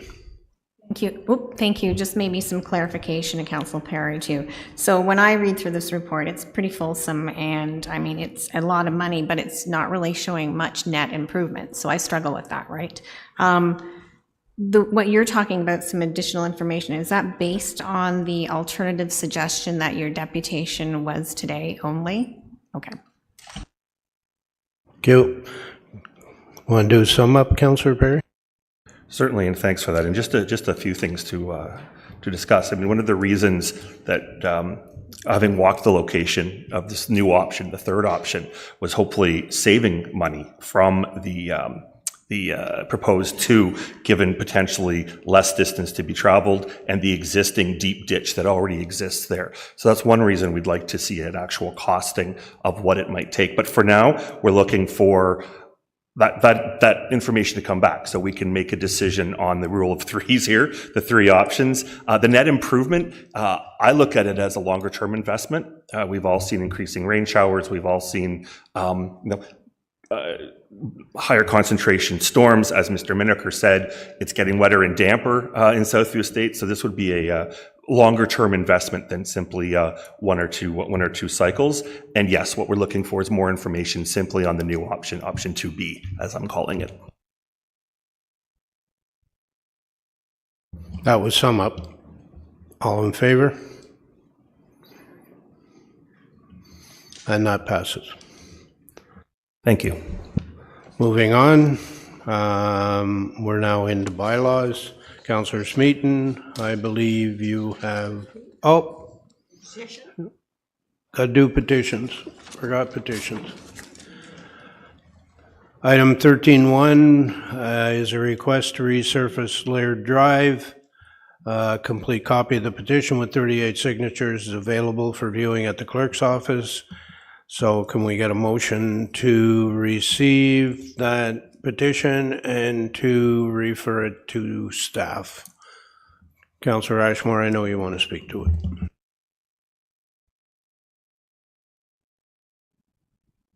So, thank you for that.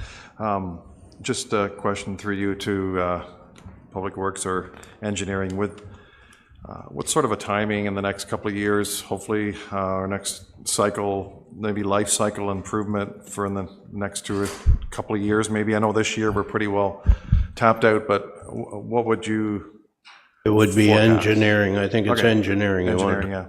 Could I just get a comment, please, on when perhaps we could have a look at this? Through you, Mr. Mayor. So this would go through the budget process. So life cycle extension also goes through the budget process, but there's a separate report in consultation with Public Works on the ones that didn't make budget. So it would either go through the 2025 budget process, or we would write a report through the life cycle extension of 2025, right? So those are sort of the two options. We've just started the 2025 budget process now. That's good, thank you. Councillor Richardson, do you want to say something? I just want to make a comment. Based on these petitions coming forward, I just want to make sure that this process is captured when we move forward with our council roads task force. Well, the motion is to refer it to staff, and it'll come to the budget process. So can I have a mover and seconder for that? Councillor Ashmore, Councillor Perry. All in favor? And that's passed. The next one is a request for the repaving of Witchwood Crescent, Fenelon Falls. A complete copy of the petition with 165 signatures is available for viewing at the city clerk's office. I have a motion that it be received and that it be referred to staff. Councillor Perry, seconder, Councillor Warren. All in favor? And that passed. For what? It's being, what would go to budget process? Being referred to staff. Yeah, to go to the budget. To budget, okay. And the item 13.3, request for the installation of a sewer system on Witchwood Crescent. Copy of the petition with 135 signatures is available for viewing at the city clerk's office. I have a motion to receive and refer it to staff for the budget process. Councillor Perry, Councillor Smeaton. All in favor? And that's passed. Now move on to bylaws. Councillor Smeaton, I believe you have bylaws. Sorry, is that okay? Thank you, I do, Mr. Mayor. So I move that the bylaws shown in section 15.1 of the agenda, namely items 15.1.1, 2, and including 15.1.17, be read a first, second, and third time, passed, numbered, signed, and the corporate seal attached. And I do have a seconder, Councillor Ashmore. Thank you. All in favor? And that's passed. We'll now move in. There are no bylaws extracted, correct? Good. No notices of motion. Well, Councillor Perry, I think you have an adoption of the closed session agenda. I certainly do, Mayor. It's moved by myself and seconded by Deputy Mayor McDonald that the closed session agenda be adopted and circulated, and with the following amendments. Additions. Item 17.3.5 being an update on the status of the City of Kawartha Lakes Rural Zoning Bylaw, verbal report from Leah Berry, Director of Development Services, as per section 239 sub 2 sub E of the Municipal Act 2001. And item 17.3.6 being report HS 2024-007, potential acquisition of land for affordable housing, verbal report from Cheryl Faber, Director of Human Services, as per section 239 sub 2 sub C of the Municipal Act 2001. Deletions, item 17.3.3 being report RS 2024-015. Thank you. At this point in the meeting, City Council will go into closed session to we have a mover and seconder. All in favor? Okay.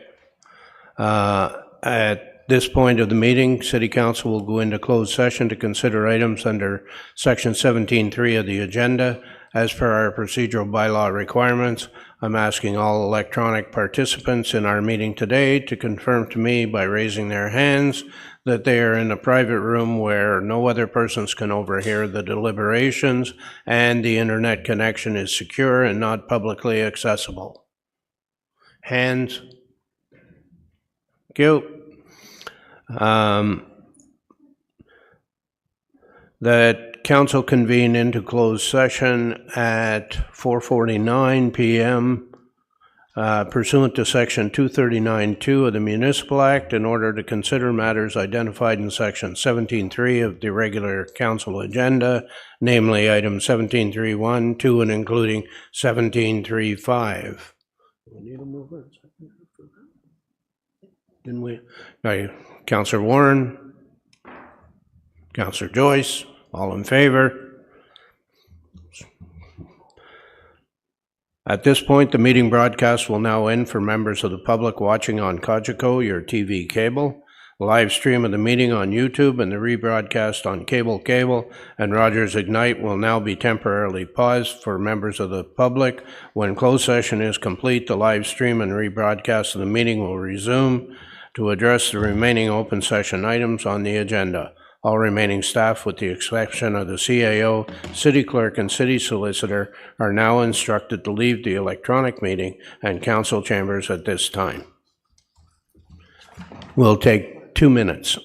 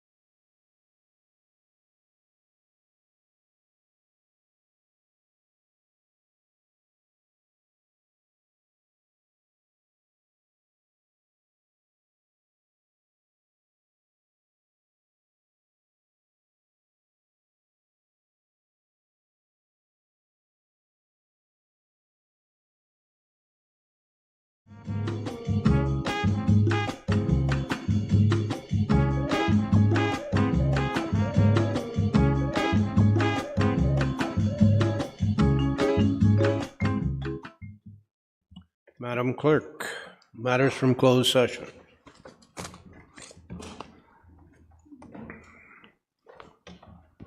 Matters from closed session, item 17.3.1, confidential closed session minutes. The confidential closed session minutes for the regular council meeting of May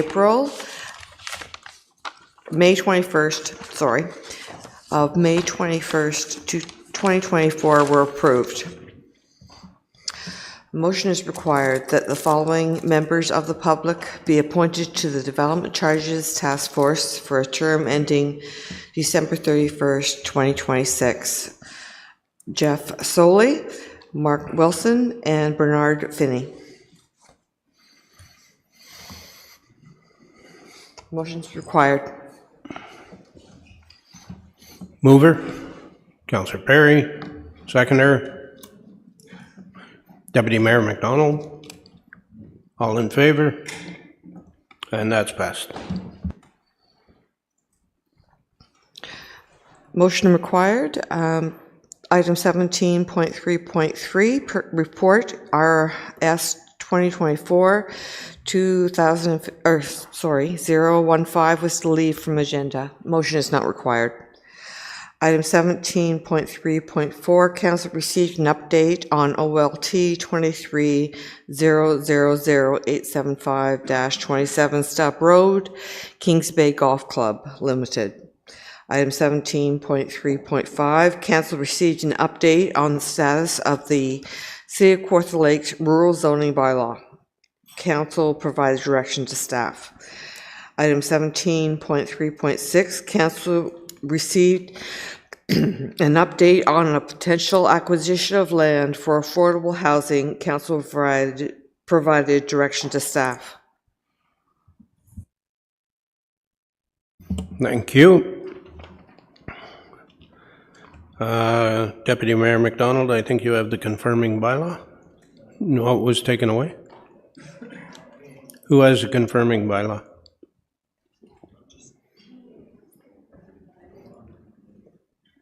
Was it still with you because Charlie was up here, or Yeah. did somebody? Yeah. I think so. You want me to give that to Charlie? Just wait. Wait a So I need a motion that a bylaw to confirm the proceedings of a regular council meeting of Tuesday, June 25th, 2024. Mover and seconder. Mover be Deputy Mayor McDonald. Seconder, Councillor Joyce. All those in favor? Thank you. Motion to adjourn. Councillor Warren, Councillor Perry. All those in favor? Thank you.